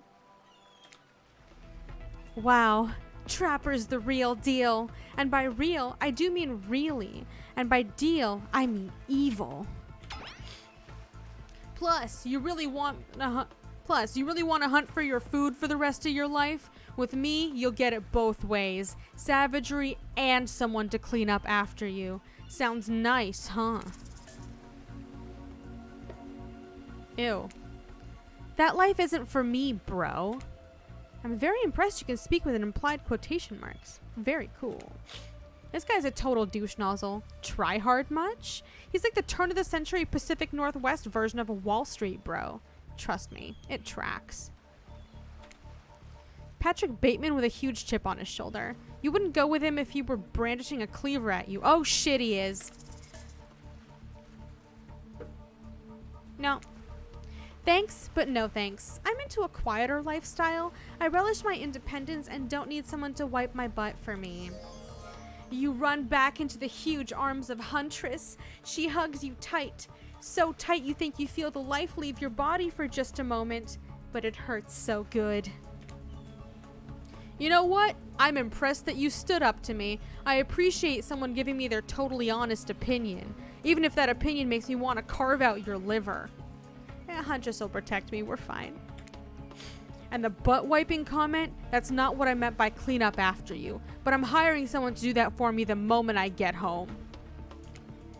Trapper leaves and you turn to Huntress, walking in slow motion back to the water. It's pretty weird. He's just gonna stay in there all night? Shall we continue our date? Back to the cottage, let's go! Huntress leads you back to her cabin. You thought you'd remember the way, but it's like the forest is completely changed. Nothing's familiar. Better not get lost out here. Can you believe that guy? Classic Trapper, pulling a move like that. I'm so glad you chose me, though. I don't think we've explored all there is between us yet. She winks a bunny-masked eye and scoops you up onto her back.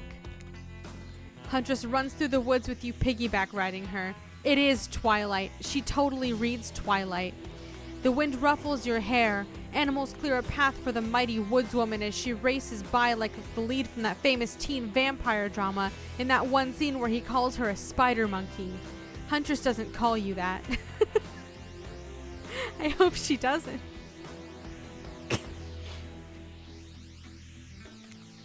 Whee! Eventually, she gently lowers you to the ground and you take in your surroundings. A wooded clearing in the forest. Huntress prances about like a deer in a meadow. I like to come here sometimes to clear my head and hack up a few cute woodland creatures. Foxes are my favorite to slaughter.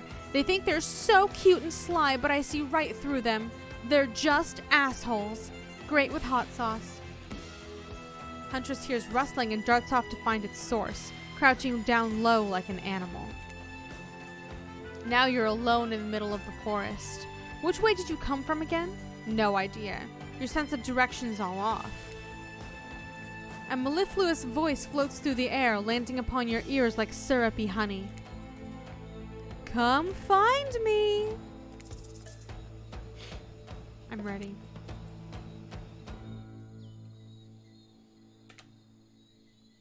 Not bad. Not bad. Not bad. Not bad. Fuck. You missed completely. Tag! It's okay, I got 4 out of 5. I got 4 out of 5, we're okay. Tag. You bop Huntress on the shoulder when you find her. She high-fives you. You trying to date this young lady or just bro down all day? Do it to both. You're so good at hiding. I'm having a real blast. Thanks. They say it takes 10,000 hours of practice to get good at something. Shut the fuck up.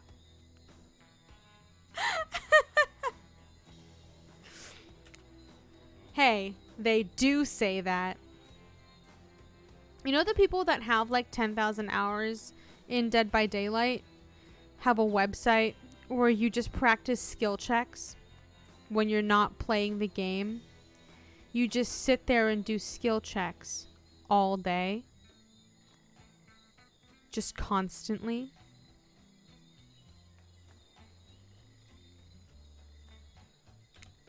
That was fun, huh?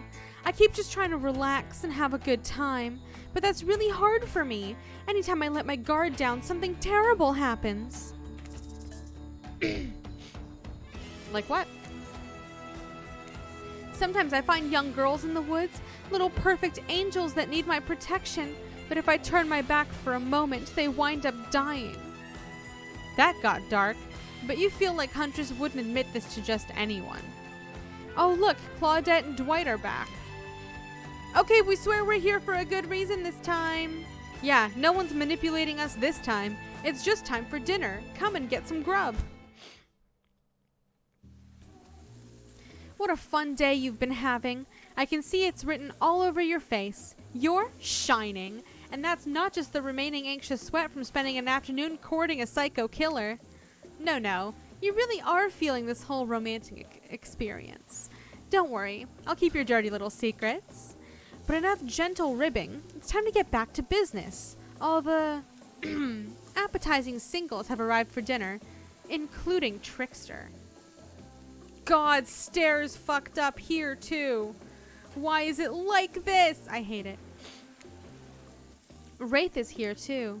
We're not going to do the gag where we cram them all on the screen at the same time again. So just believe me, they're all here and they're all just as sexy and demented as you remember them. Bye, Curb. With your love on the line, everyone's being very careful to not offend you by saying the wrong thing. Congrats, by the way, on getting this far.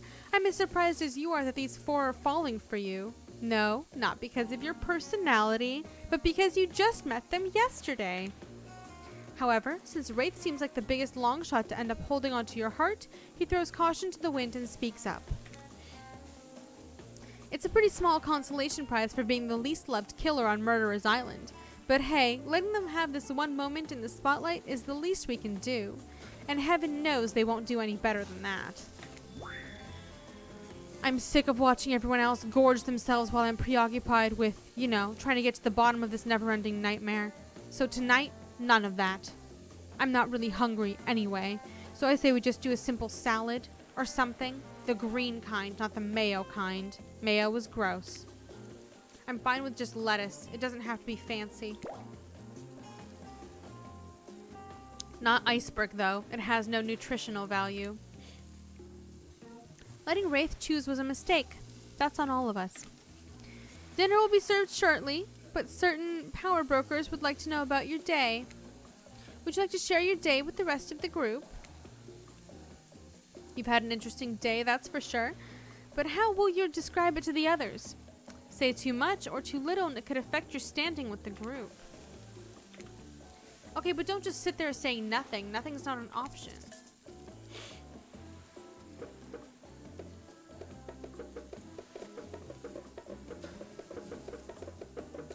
We killed some crabs. Today was nuts. We went to Huntress' secret cabin and killer crabs attacked us. It's true. I'll fall asleep tonight to the delicious sound of crunching crustaceans. That would never have happened on my yacht. I grind them up. Much more satisfying way to kill crabs. At least those kinds of crabs. I have a little comb for the other kind. Dwight and Claudette bring out dinner. Everyone eats in silence. No one trusts anyone now, and they're all very tired. Oh wait, no, sorry. That's a dreary supernatural horror thriller set in Antarctica, not a charming parody dating sim set in an undisclosed tropical paradise. Bony appetite. Don't you mean bon? No, almost everything we serve has a lot of bones in it, even the vegetables. Impossible to avoid on this island. Everyone eats without speaking. Tensions are rising, both a sexual and deadly variety. When everyone finishes, Dwight and Claudette come back to clean up the table. They linger around you as they pick up your plate, take your napkin, and dust crumbs off the table. What would you like to say to the servants? Thank you. Your top-notch service is much appreciated. Everyone, if you would please be so kind as to follow us to the fire pit, we'd greatly appreciate it. We've been told something big is going to happen. Something that'll change everything. You can go willingly or unwillingly. You have no choice. Tough cookies. Did you have a choice on how you said that, dweeb? Yes, and I immediately regret how I did. Good. Something needs to change around here. Fire is rebirth. Fire illuminates the soul. I hope the fire isn't too smoky. Smoke hurts my eyes. I have pretty sensitive eyes. I'm also horribly afraid of it. The fire, I mean, not my eyes, because of my childhood trauma involving fire. And finally, everyone starts moving forward towards the fire pit.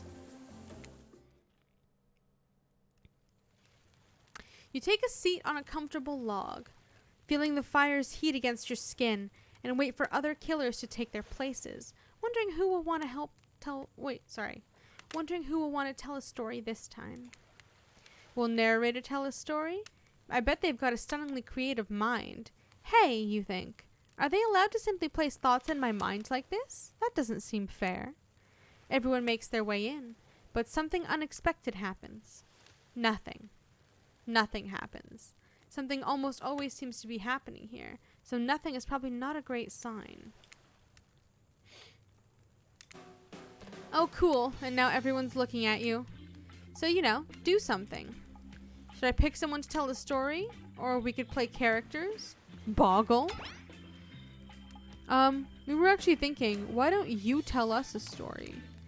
Wraith points his spine and skull staff thingamajig at you. You duck out of its way. Who knows what that thing can do? Probably shoots lasers. Try not to bore us. We're just very interested in you. Don't speak for me, Huntress. Now you can't tell if you're warm from the fire or if it's your nerves heating up. I know that the fire is right here, but maybe if we stop talking about it all the time, we can start to pretend it's not here and doesn't threaten to burn us alive. He's not supposed to hear me. Get out of here, Wraith. Zill was about to make an important decision about telling a story or not. Okay. Sure, I'm game to tell a story. I hope it's a mystery. Okay, so what type of story do you want to tell?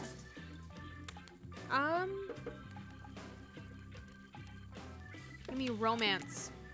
I'll tell a romantic story. About two lovers who take poison together and die foaming at the mouth? Or about two strong hunters who meet when they both try to bludgeon the same wily Wolverine? Not quite. It's about my parents. They met at a party in college. He was hosting. She'd been dragged there by some friends. They couldn't have been more different, and yet as the night went on, they were drawn to each other. She made fun of his taste in music, and he took an interest in her major, women's studies. They were married within 2 months. A bit soon to know if you can trust someone, don't you think?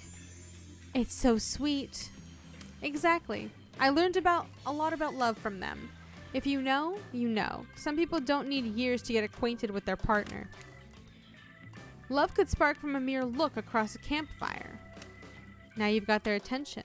Each killer is furiously attempting to catch your eye from across the fire pit. Except for Trickster, who's wandered over to the bar and is loudly playing his own music on headphones to drown you out. It's not a very good story. I don't mean to insult you, but it was actually quite bad. Sorry, but this narrator keeps it real. We can't just end there. Who else would you like to hear a story from tonight? You look from killer to killer, trying to decide who might be the most entertaining. Huntress. Huntress, you seem raring to go. Let's hear from you. Sure thing. My neck of the woods isn't wanting for horrifying mythology.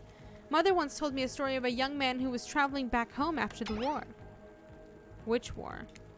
Doesn't matter. I just want some backstory details to paint a picture. I'll paint you a picture if you want. The man was lost and running out of food rations. He stopped to rest for the night underneath a majestic birch tree. That's when he saw the women, naked, skin glistening in the twilight glow. Hot. I'm interested. They sang a haunting melody as they made their way downhill towards the inviting lake. Enchanted by the music, the young man followed the parade of beautiful women until they stopped in a clearing next to the water. They turned to him and smiled. One woman with long red hair stepped forward and reached for his hand. The others began to play music. Flutes, lutes, and tambourines. The melody was intoxicating. The man's feet began to move beneath him. He was dancing, moved by the magical music of these mysterious women. Twilight darkened into night and the man grew weary, but when he tried to still his moving feet, he found that he could not. Help! I cannot stop dancing, he cried to the nearest woman, a slender woman with green hair. She drew near to him, and he saw her features distort into something horrific. She was bloated, an eye hanging from one socket, the skin color of algae, a rusalka. Her true self. You'll never stop dancing, she screeched at him. My sisters and I were drowned in this lake by men of your regiment. Consider this your punishment. The man cried out, but it wasn't me. Someone must pay, the rusalka said, her voice filled with briny malice. And so the man danced and danced until his bones broke and his heart gave out. The dance of death. A silent beat as everyone takes in this macabre ending. But it's not all bad. Rusalkas are also fertility goddesses. If a lady had stumbled across them, she would have been blessed with a fruitful womb, and probably some candy for the road. Damn, does she really think that's a happy ending? I want what Huntress is having. How was story time? A lot of people like to take potshots at sequels, but I think a very good story deserves a follow-up. When you think it's the end, the sequel is almost never as rewarding as the original. That's why I'm much more of a fan of the episodic type of storytelling. Knowing it's a series takes a lot of pressure off of any individual installment and builds a greater sense of community between audience and creator. Tell me, Zill, if you could delete any sequel from existence, what would it be? Don't answer that. We don't actually care.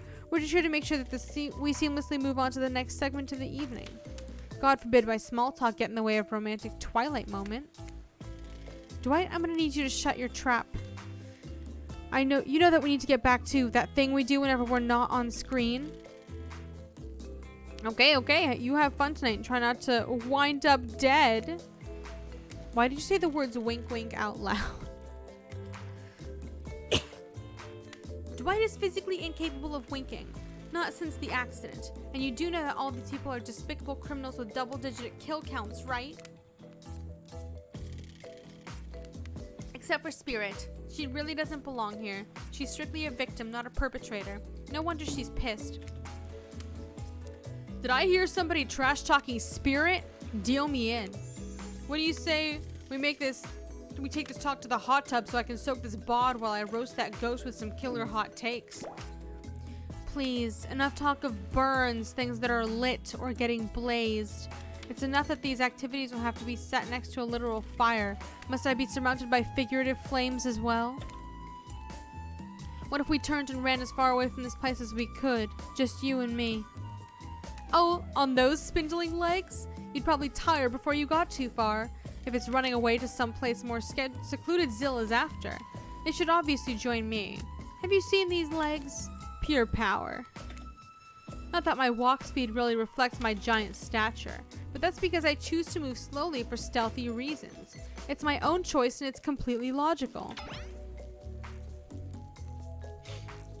Why is everyone so obsessed with comparing themselves to each other and creating drama? I'm so over all that. Don't you get it? Society wants to trick you into fighting with each other so that corporations can swoop in and sell you fake solutions to all your fabricated problems. I'll be sitting in the shade and drinking something locally sourced while thumbing through a public domain novella printed on recycled paper because I refuse to play their game anymore. It's like she's actively trying to be as unappealing as possible. Does it really turn anyone else on, or is it just me? Despite Trapper's insatiable appetite, it seems his attention, along with the attention of everyone else, is still on you, for the moment. If you could, I don't know, just pick one of us, maybe we could all move on with our lives, or, you know, some special projects we might be having. Who will it be? May not get a ton of chances to date around like this before your time on Murderer's Island comes to a close. Okay, which killer do you pick? And yes, we're back to excluding Trickster because, ugh, that guy. Still Huntress, let's go. Huntress? You know, I had the feeling you'd pick me. You've got good taste, and I don't just say that because I'm considering eating you. Huntress licks her lip as she eyes you up and down. You've never felt like a literal piece of meat this much in your life before. Let's go over to the bar. I'm gonna make you into something special.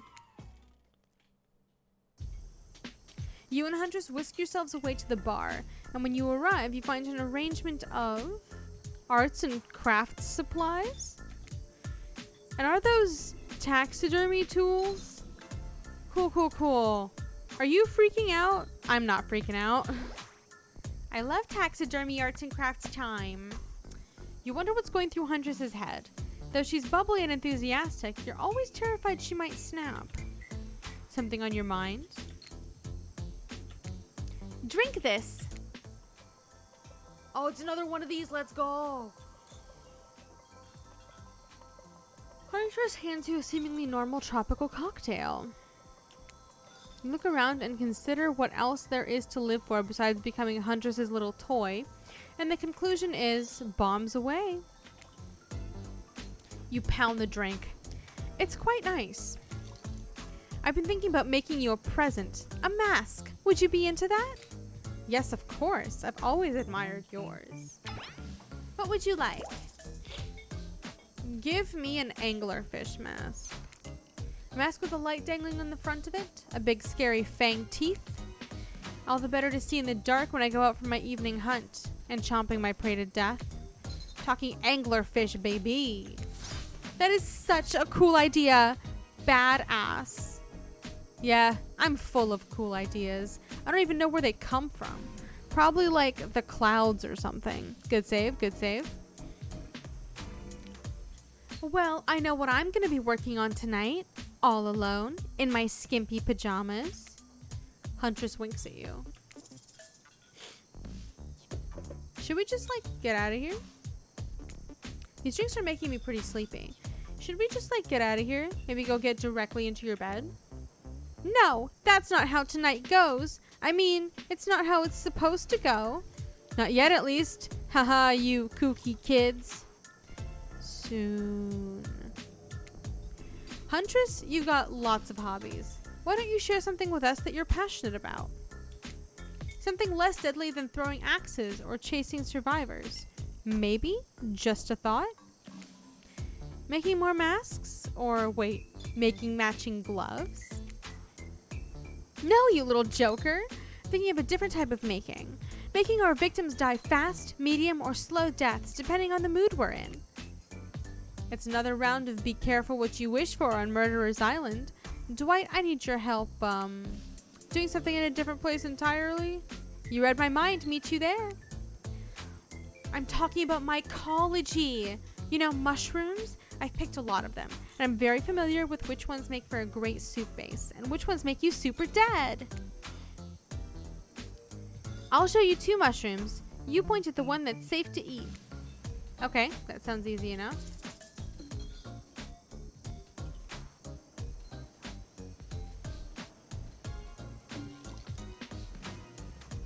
This one? Oops, that little fella is an autumn skullcap, and after eating one, if the diarrhea doesn't kill you, the liver failure probably will. Next up, this one's very easy. I'm sure you'll nail it. Point at the one that won't result in almost instant death if you eat it. Ruh-roh, you've just eaten a deadly dapperling, which has a name that is both adorable and, well, deadly. Adorable and deadly. You know anyone like that? Final question. Which will make you jump for joy, and which will make you vomit until you die? Aw, geez, I'm sorry, hun. That's a destroying angel. It's very deadly. Not to be confused with the wish-granting angel, which is what you might imagine you see while you're hallucinating on your deathbed after chowing down on one of these. That was fun, right? I like flexing a little more than just my biceps for you. Alright, let's see here. Tabulating your answers, and let's hope you hunt better than you forage, because you're bad at foraging. Very bad. Get us all killed bad. Huntress claps her hands giddily. I appreciate you spending time with me tonight. I know the other killers are all very alluring in their own way. It means a lot that you spend time with a forest bumpkin such as myself.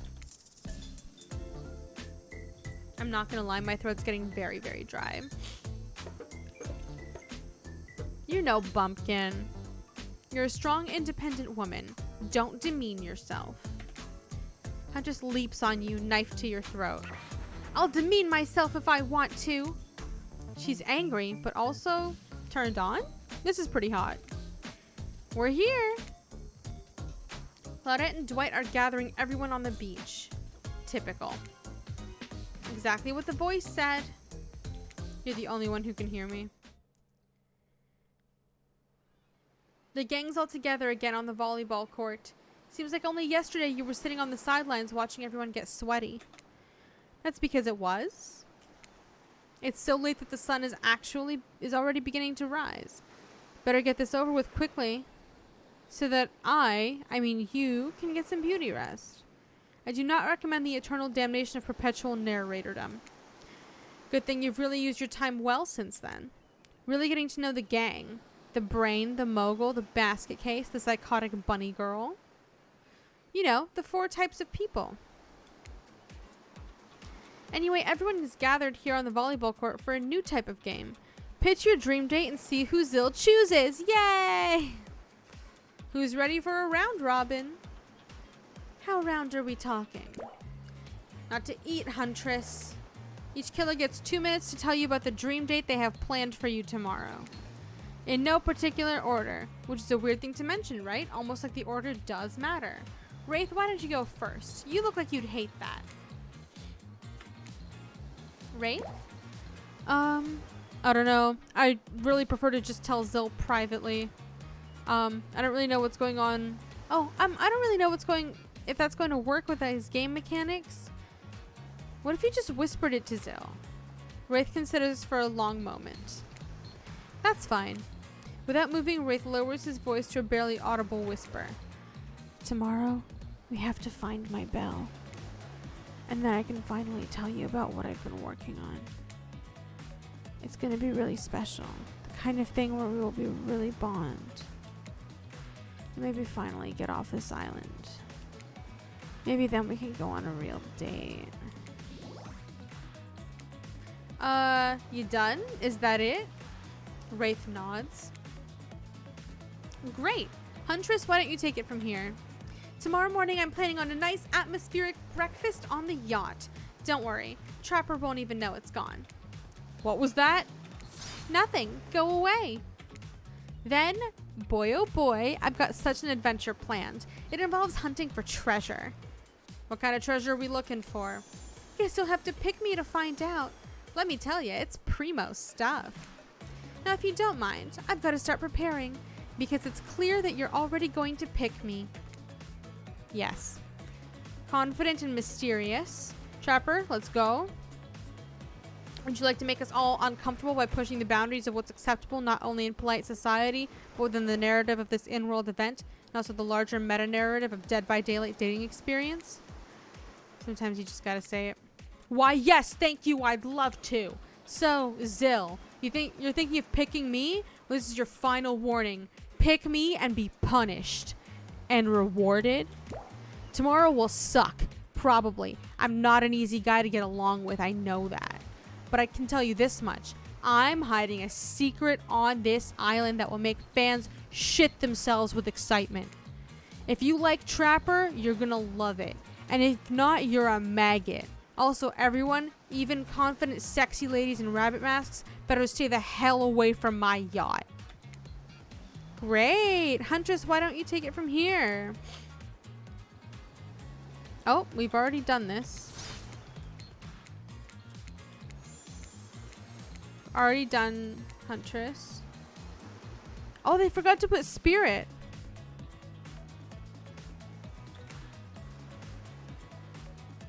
Go dream about all the choices. Was Spirit supposed to go last? Or is she so uninterested that the game fucked up? Did you two forget to mention something? There's one more thing to do. No reality survival dating competition parody would be complete without singling out one of our contestants who's already teetering on the edge of a psychological break and giving them a little push. Hold up, this has been a survival dating competition parody this entire time. I'm just now finding out about this. Welcome to Murderer's Island. It's now time to eliminate one of the killers. It's like a butchering, but it hurts even worse. Can't kill a killer, but can you break their heart? Did you dare even try? You mean, that's right, tomorrow one of these sexy slicers will not be eligible to take you on a date. Who's it gonna be? But why? Because it's dramatic? Because it's surprising? Because it's a classic reversal of fate? And it will hurt someone's feelings. Someone dangerous. Who's it gonna be, champ? What's your thought process? Trapper seems like he might throttle you in your sleep if you eliminate him. That being said, at least you'd see him coming. Spirit could be anywhere. She floats. And I hear she can disappear, hard to track. If you get rid of Wraith, he might cry. Huntress, she might pretend to be okay with it, but then you'll start seeing her behind every tree. I'm going to eliminate Wraith.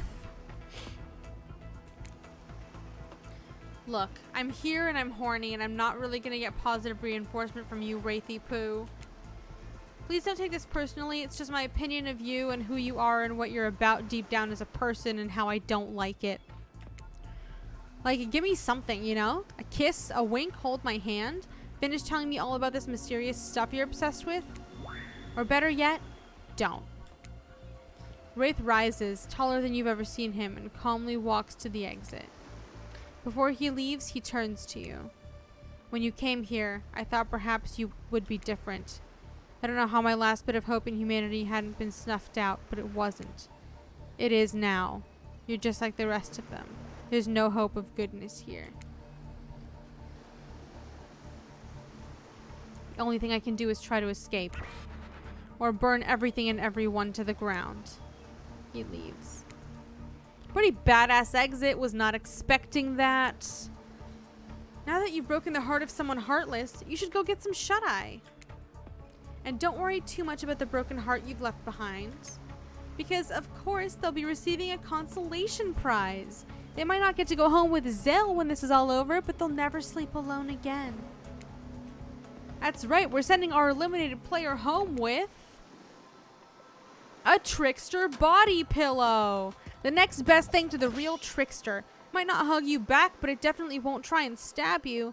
And how do we know? Because I've tried it. That's right. It's Dwight tested. Claudette approved. Hope you sleep well tonight, Zill. You're my hero for what you've accomplished. How can you sleep tonight knowing what you'll do tomorrow?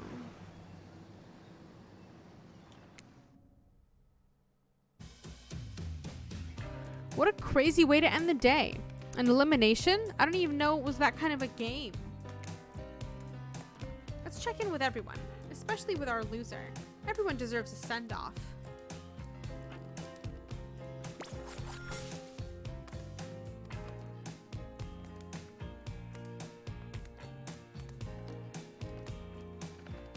I can't help it if I have thick arms and legs that go until they stop. I knew we had a connection from the moment I saw them through my mask. You can never be sure what's going on in the newcomer's mind, but I like my odds for tomorrow. It's so fun hunting for love and not for food or vengeance for a change. I know I said some things when Zill kicked me to the curb, and I want to say I'm embarrassed for how I acted. Not what I said, though. I stand by it. I want everyone here to, burn. How would I say things are going? It's a matter of perspective. If Zill's goal is to impress me, things are going poorly.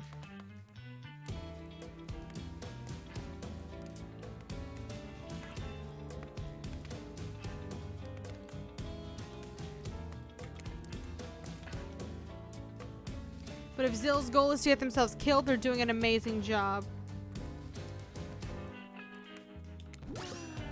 Did I think there was a chance I might get eliminated? Yeah, I did. Did I care if I got eliminated? Not even a little.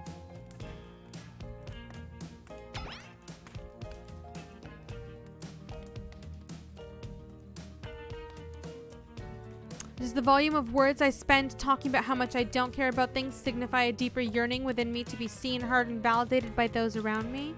Nah. What? No, you're not part of this, and you don't get a confessional. It's cool, man. I'm not part of anything. You feel me? I'm not a cog in anyone's machine. I'm my own machine.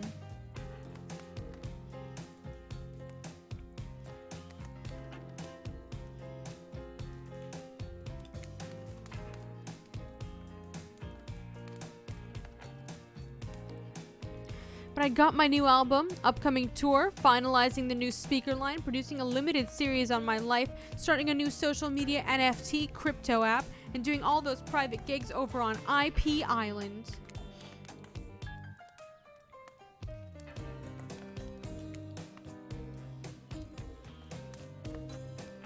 I'm gonna tell everyone that Trickster said about them. Don't worry.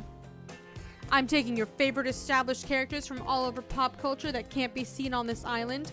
Hell, you probably can't even mention them, like Don't you say it. Look, we get it, you're very popular and in demand. We have a game to get back to, and I don't want to get sued. Ghostface. Come on. Whatever, I don't even care. I'm the Trickster. See you around, Zill. You too, narrator. I have a name, you know. You do? Yes, seriously, they don't pay me enough to deal with you people. Is it my turn? What? No, it's not your turn. You're sentient water. How are you even sitting in that chair? What's a chair? The thing you're getting all wet. Okay, rude. It's your turn, Ocean. Do your check-in. Check-in? I was just looking for the bathroom. Down the hall to the left. Never mind. Not you too. This was meant to be a confessional time for literally every character in this game. It's okay. We don't have to confess anything. We've just been working our asses off for 2 days straight and wanted to sit down somewhere. This chair is wet. I think the Ocean just peed on it. How is that You know what? I don't care. You two are looking pretty pleased with yourselves. I've got something to confess. Hey, Glue in 2nd grade cheated on an algebra test.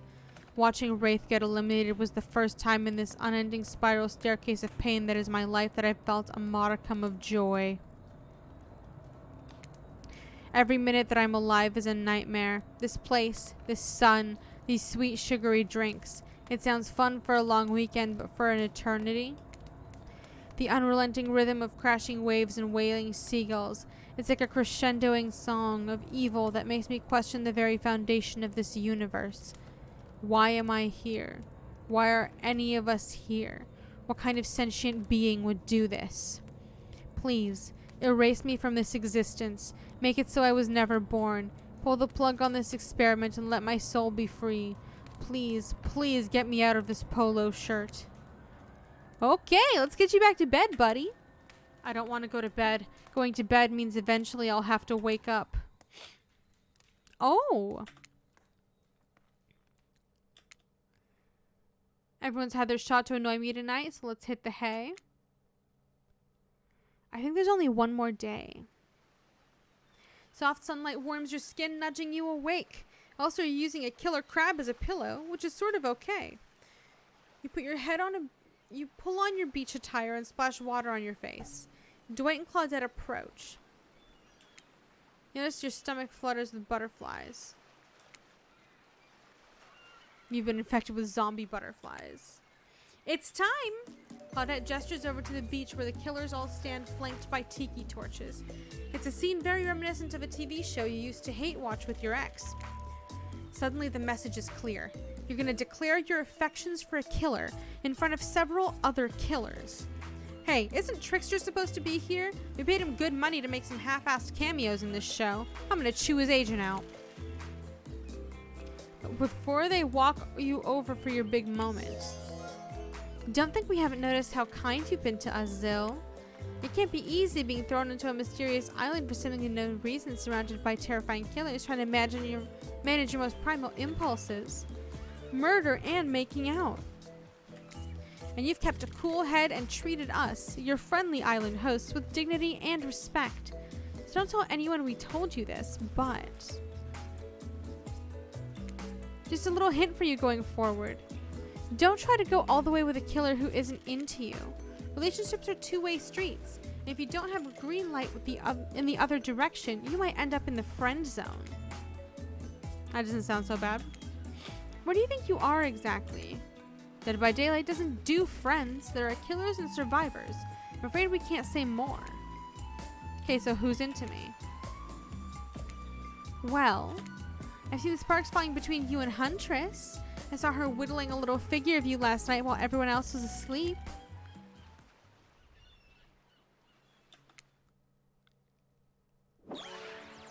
You make your way over to the row of hotties. Claudette and Dwight stand off to the side, hands behind their backs. It's been quite the 48 hours, but there are clearly sparks in the air, and I'm not just talking about from those sparks. It's time for a newcomer to confess their love. Wait, I have to do a drum roll for this. No, you don't, but who cares? Zill, who do you choose for your solo date? Can we at least do the flower thing? Dwight, I thought we agreed to keep that between us. No, not that flower thing. The thing where the suitor gets a flower as a symbol? I suppose. But no roses. They're such a cliche at this point.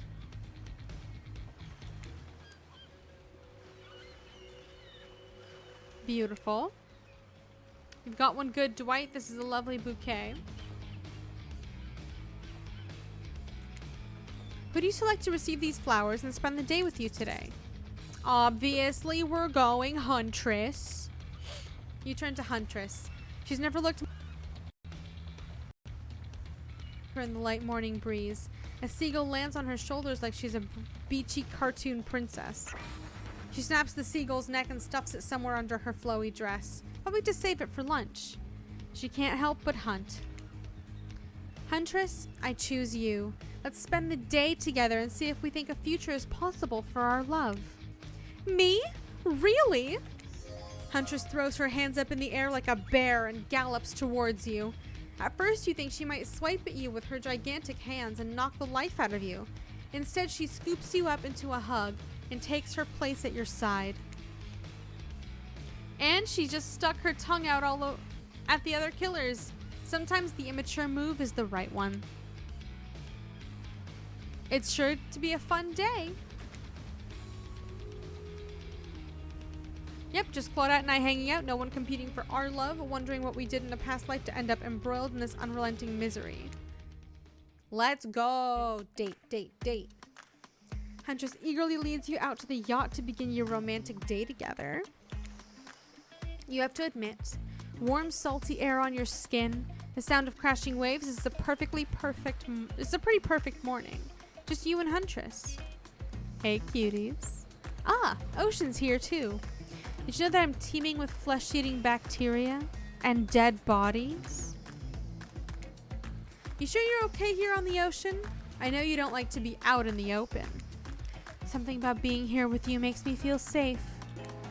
You both sit down at a beautifully set table on the deck of the boat. A wide spread of mouth-watering breakfast goodies are arranged in front of you. Can we get you anything?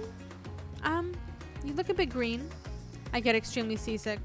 And Trickster replaced all the island's Dramamine with party drugs, so... How did they get here? We'll both take a screwdriver, hold the orange juice. Okay. Can you play this particular song for us? Set the mood. You hand Dwight a piece of paper with a song title written on it. Sure, though I doubt Trapper has it in his vinyl collection. The haunting melody of Huntress's mother's lullaby streams through the yacht's expensive stereo system. The boat rocks as though to the rhythm of the song. You reach out to touch Huntress's hand when suddenly a loud bellow scares you. You knock your freshly poured flute of straight vodka into the pristine deck. It's Trapper. He's screaming at us from the beach. Look how tiny he looks from all the way out here. Huntress squishes his head between her fingers like a child and giggles. Damn you both! The chairs you're sitting in are worth more than your lives! Get back here! He's not wrong. Hey, Claudette, take us out farther. Aye, Captain.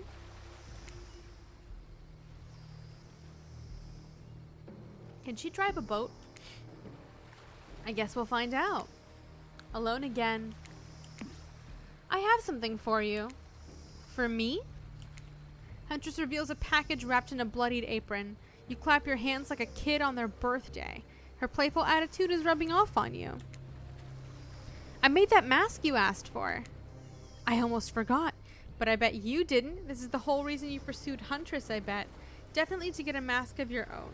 No other reason. Here you go. It's so pretty. It's perfect. You put it on. It fits your face like a face glove. You gaze at a Huntress through the eyes of the mask. A swell of emotion surges through you. And because the mask is on your face, you can't be as creeped out by looking at it as everyone who has to see you surely will be.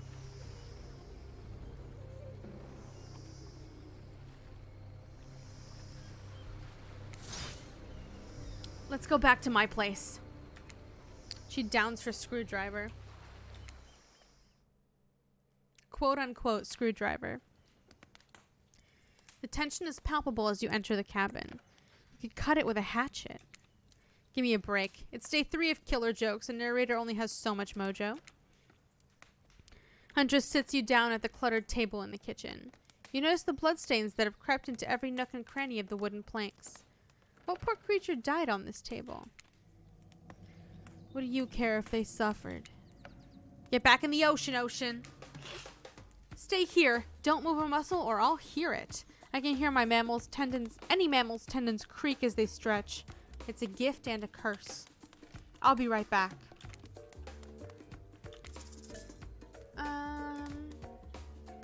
Just tidy up. Clean up. Everybody do your share. You half expect a flock of adorable birds and cute little mice to come spinning in and help you. Pretty sure she kills all the adorable birds and cute little mice. So you putter around the room by yourself, organizing Huntress's varied trinket collections. Old bottles over here, discarded vintage doll parts over there. Various keys that don't open anything in particular. Then you lay a blanket down in front of the fireplace. For no reason. No reason at all.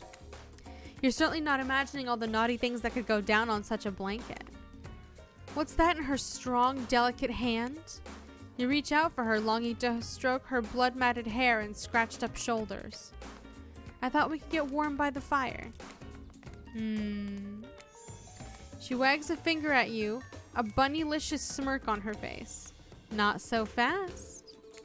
Remember when we talked about how there's more going on here? You nod like a little idiot. Yes. Well, now I know there's something up. The other night while you were sleeping like a cute little baby, I snuck into each of the other killers' lairs and saw them with shiny objects that they've been stealing from me. I think they're connected somehow. Maybe it has to do with the symbol. I tried to get back last night, but something blocked me from picking any of the objects up. Someone or something knows I'm onto them. I think if you try, it might work. What do you say? Will you help? I kind of just want to vibe in this moment. Yeah, sure. Yes, I will. A globe-trotting treasure hunt on the level of a Nicolas Cage masterpiece? You can definitely count me in. Let's go. I'll be your guardian angel. You never know what those other killers might pop up. You grab Huntress by the hand and practically trip over your own feet on your way out the door. Feels good to have a quest. Thrilling. But part of you is just wondering how quickly you can get through this and impress Huntress. Soon she'll take you in her yoked arms and you'll swoon. Your childhood crush on Popeye is making more and more sense. Where do you want to start? There are 4 killers who have stolen from Huntress. You're not going to let them get away with it. Which one will you investigate? I mean, Trickster seems like the obvious choice here.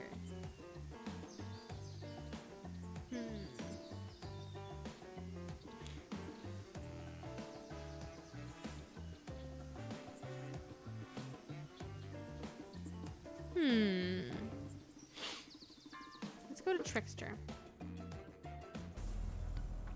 You arrive at Trickster's stage, but there's no one here. Not Trickster, not an audience, not anybody. Nothing eerier than an empty concert venue. Mosh pits, tall guys standing in front of you for the entire show. Lifelong friendships that actually only lasted for one summer. My concerts are always an experience. You should really come to one of my after parties sometime. They're a real scream. I'll put you on the VIP list. I prefer acoustic balalaika music. Trickster. I've never listened to your music, and I think sampling the sounds of people's screams is very been there, done that. Hey, no one talks to Trickster like that. And how do you know about my samples? Somebody's obviously a much bigger fan than they're letting on.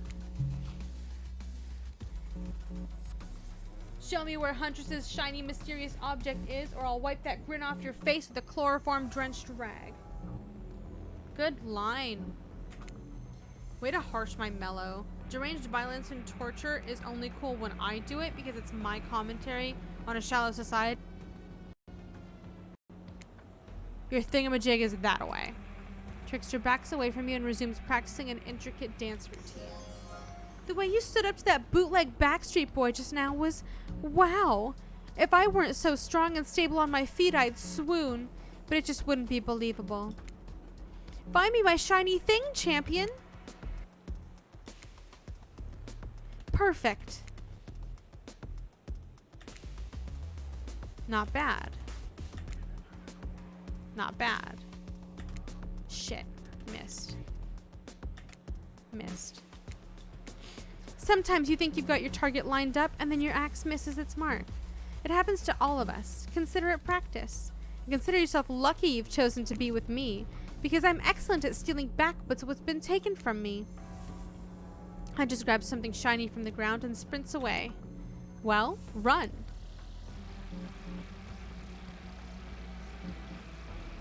Found a gold coin. Claudette and Dwight took one away from me on the first day. You can avoid going to Stricter stage a second time, which is good because the whole mood there is just off. Cosmic Dump. When you arrive at Wraith's oddball hangout zone, you immediately understand why they call it the Cosmic Dump. They being me, obs. It's as if the items and elements from all over the universe in this space.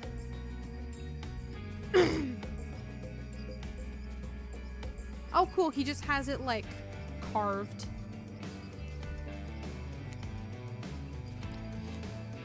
I'm gonna hunt us some lunch while you find the object.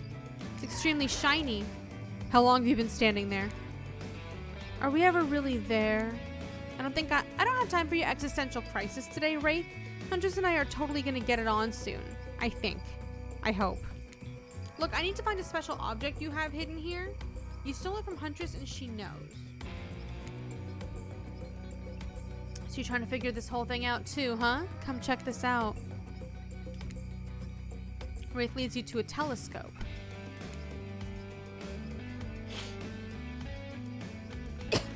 Holy smokes, is that... Sorry, I have no idea what that is. It's IP Island. Where all the coolest healers from intellectual properties that we're legally obliged not to mention by name hang out and party with Hollywood celebs. That's not even all. Zoom in over there. Sorry, one moment. Oh, no. Is that Ghostface? I said not to name them. Anyway, geez, I'm gonna have to clear the rights. I'm sorry, he just kind of popped up. I'm telling you something crazy is going on there. I'll have you know I wasn't trying to steal anything from Huntress. I was just looking for answers. Occasionally losing said answers. The thing you're looking for I can't actually find, so good luck. A mini game. Ready.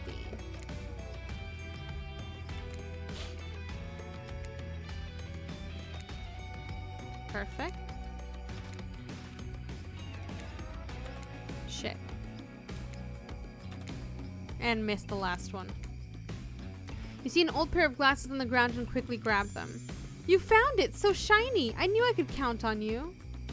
And that's saying something because I literally never learned to count via any traditional system of numbers. Let's get out of here. It's hard to believe that these old glasses really mean anything special, but a lady like Huntress deserves whatever she wants. Spend a moment imagining Huntress with glasses. That's not just some junk, those are my reading glasses. I just subscribed to highlights. Okay. Let's go to Trapper's Cave. 2 ways to get to Trapper's Cave. Only giggles and shrugs your shoulders, you're on your own. Through the forest or the tunnel. The forest seems, you know, like it's obviously fucking trapped. So let's go through the tunnel. Even though it's obviously probably trapped also. Underground sounds secretive. Anybody will need to waste time burying you if you're already underground when you die. Yeah, it's a lot easier to trap up top. Surely a dimly lit tunnel like this must be rife with traps. Manage to make your way along distinctly uncaught by any traps, rusty, bare, or otherwise. I got this. You're doing great. You're not at all afraid? Who, me? Nah, I gotta say, this is up here among the nicest, damp, and seemingly abandoned tunnels I've ever wandered through. Look, it even has lights. Inspired by Huntress's bravery, you dig deep inside yourself and summon courage of your own. Humid, shadowy cave. Let's get this over with.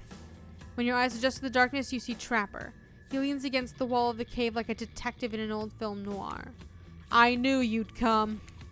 Trapper, get out of our way or I'll skewer you and serve you for lunch. You're wasting your time. You'll never find what you're looking for. Unless what you're looking for is a mini game. What? A mini game? How unexpected.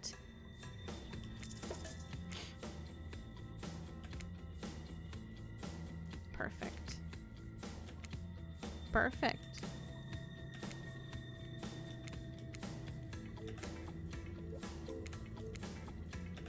Shit. You did it! You found my lost shiny object. I'm so grateful I could kiss you right now, but I won't because I'm pretty sure Trapper didn't actually leave and he's still over there in that shadow watching us. Later, Trapper, you thieving little perv. Hey, that's not fair. I'm huge. Come on, Zill. Let's hurry to the next place. Got a fountain pen. She's happy and that's all that matters. Exactly. 4 killers. Last. Spirit's Lighthouse. This place is spooky as heck. Wasn't the beach sunny and beautiful just a moment ago? So you're telling me that your precious shiny thing is up there? It's pretty great, right? Finally a good chance to activate those quads. You don't get legs like this from standing still.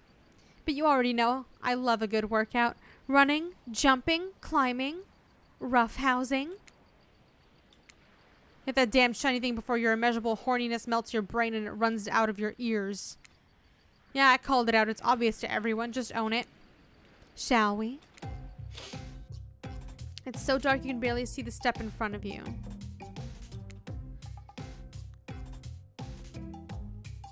Something in the gloomy place is really wearing you out. I can feel your mood going down. Spirit, you're looking pretty pleased with yourself. Yeah, I'm getting the hang of the whole being dead thing. Did you totally get sadder the closer you got to the top of the tower? That was me, baby.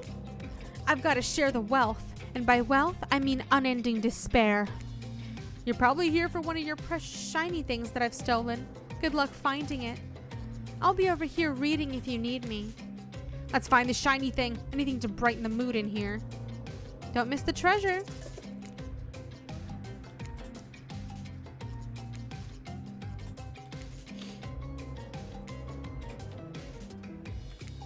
Okay. Fuck. Fuck. You win some, you lose some. You lose some, you steal some. Quick, just grab the damn thing and let's go. That's actually cute. It's a bottle opener that looks like a shark. Hey. No. Stop. Spirit doesn't even look up from her book. You think you'll be fine if you just peace out. Oh, that was fun and scary. Good to see the other killers are taking their heartbreak in stride. More or less. And you got a really nice tour of some of the island's lesser-known haunts. Haha, boom, still got it. We make a pretty good team, you and I. What can I say? I appreciate a fine collection. Now that yours is back in order, maybe we can head back inside to appreciate it. And you collect a certain other special gift I've been meaning to give you. A special gift? Is it shiny? I suppose it could be if you oil it up enough. I'm gonna be ill.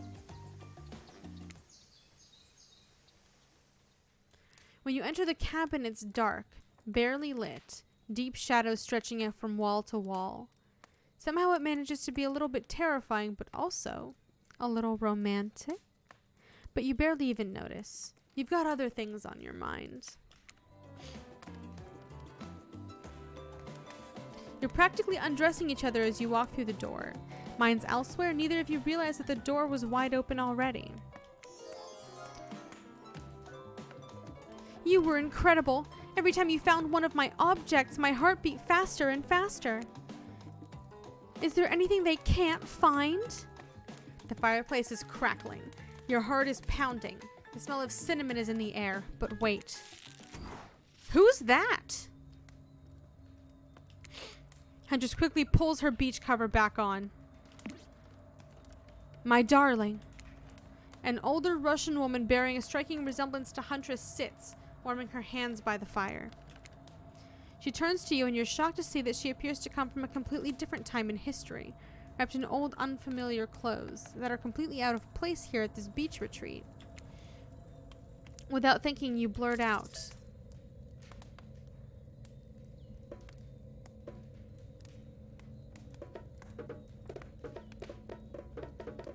What an honor. It's you. I can't believe this. You're the Mama Huntress. I've been dying to meet you. Well, nearly. Can I help you with anything? Glass of vodka? A hatchet for revenge on the elk who slayed you? Oh no, my child, I'm quite content. Just happy to know that my little darling is taken care of. Hi, Mama. I bet you weren't expecting this date to include meeting her mom. What? Hey, Huntress. How do you feel about your dear old mama coming to interrupt your date? Good girl. Huntress turns to you. I hope this is all right. I was kind of hoping to bang. It's fine. Of course it's okay. I give great parent. Huntress breathes a sigh of relief. It's just not the mood I thought we were coming back to. But I'm here now. I'm in it. I'm ready to meet your mama. Thank goodness, because my mother's the only person, most important person in my life. Russians invented tea. Shoves a cup into your hand. Pulls out old-timey pictures of young Huntress in black and white holding bloodied animal corpses with a chilling dead-eye stare. You all laugh and eat raw meat of some kind. It's a lovely time, almost like you're back home. You've forgotten that you're on a possibly cursed island to top what is likely some sort of hellmouth. Look, I know that's not official lore, I just call it like I see it. Every so often, Mama Huntress clutches her stomach and her eyes stare into the middle distance. She mutters some sounds as if reliving the moment she was skewered by an elk. It's very grim. I like you. Thank you for indulging me in my tea and stories. So tell me, what are your intentions with my Zaichuk? That means bunny, but you guessed that already, didn't you? Or by now you've got your translator app ready.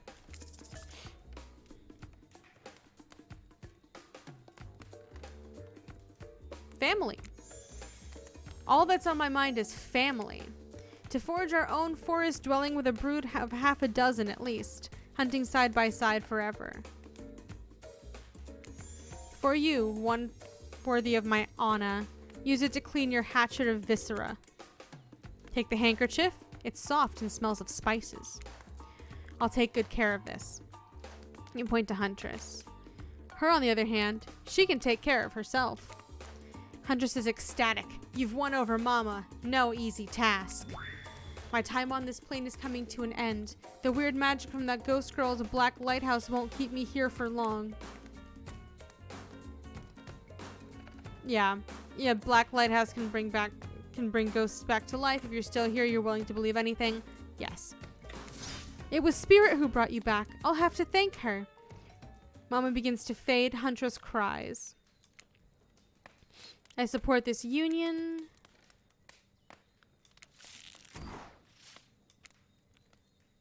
Claudette and Dwight storm back in.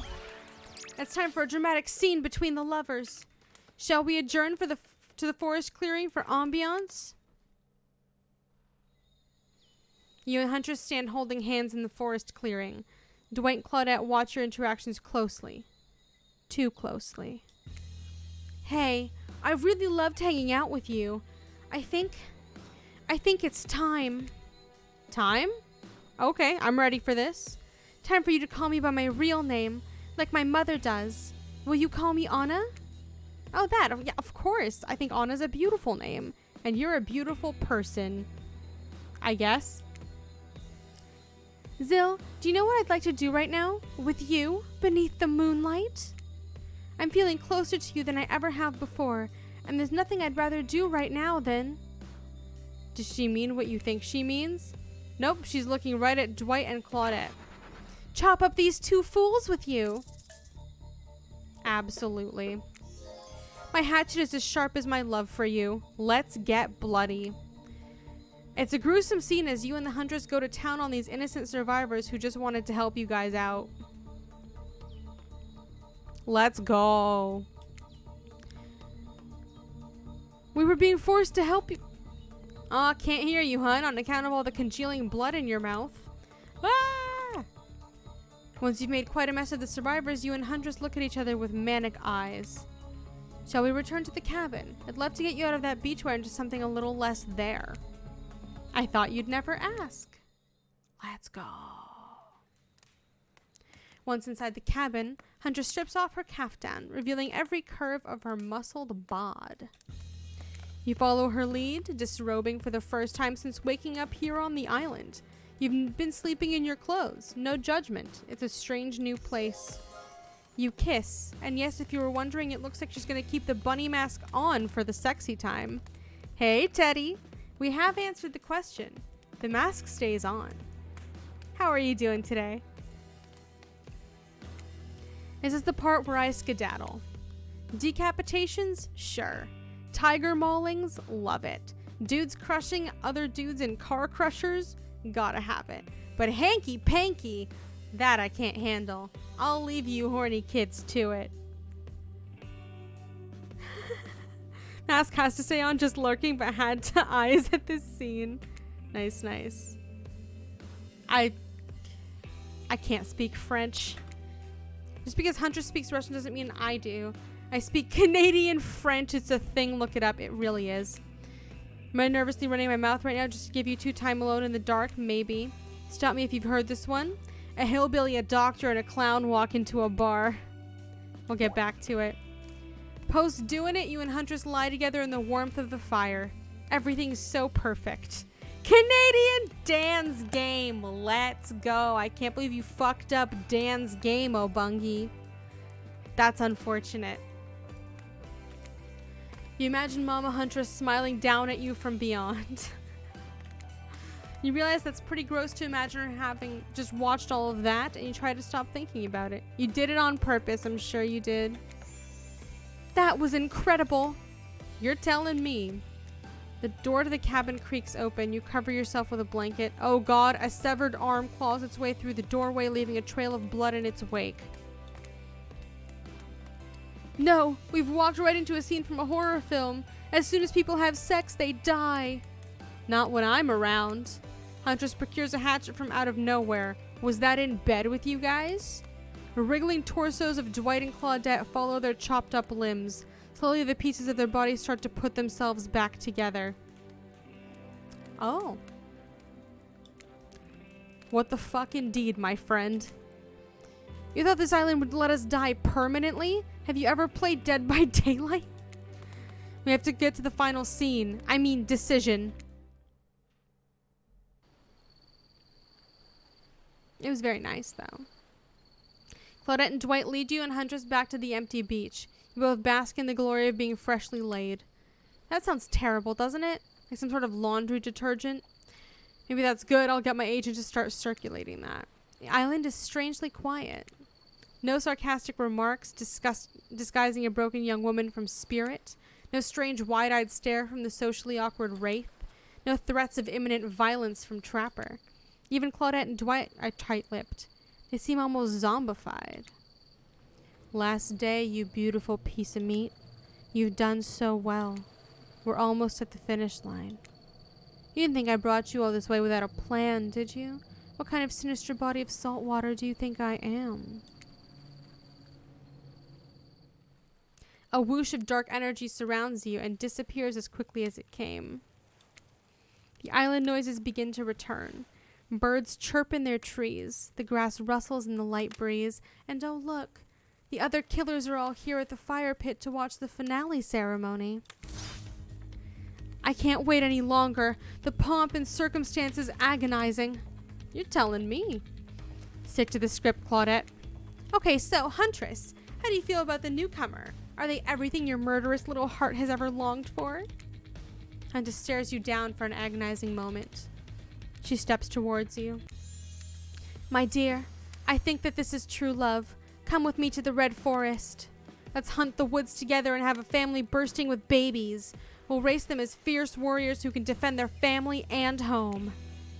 In just a matter of days, you've gone from being completely alone to being the start of a clan of warriors. I did not see that coming. Wraith starts a slow clap. No one joins in.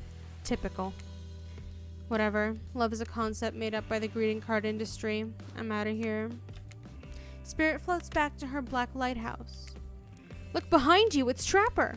Huntress, you bested me. He turns to you and offers his leathery hand for a handshake. Congratulations, Zill. I don't shake hands with losers.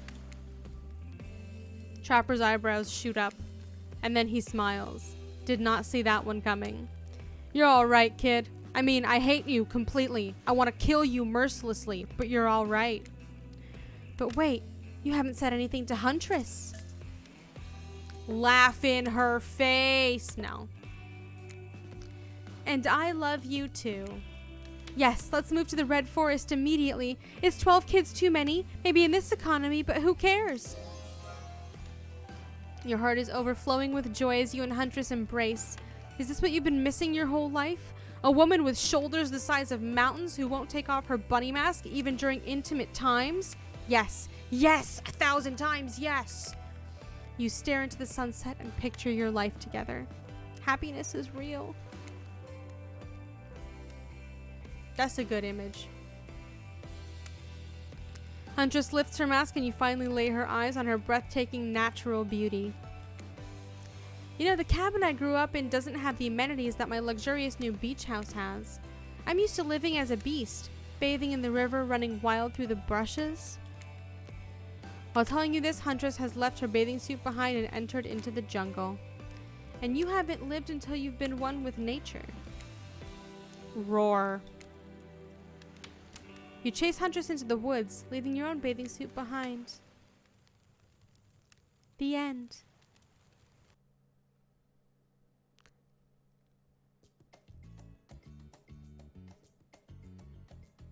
That was good.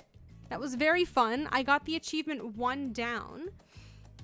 So it looks like maybe Trickster is the final, like, secret romance if you do all 4.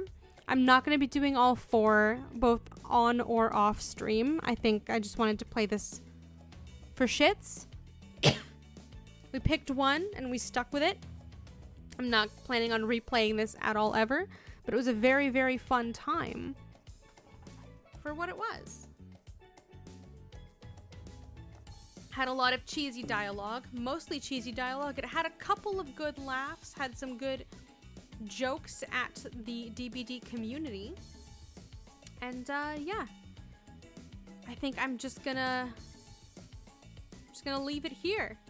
Thank you guys very much for joining me today. I had a lot of fun. I hope you had a lot of fun.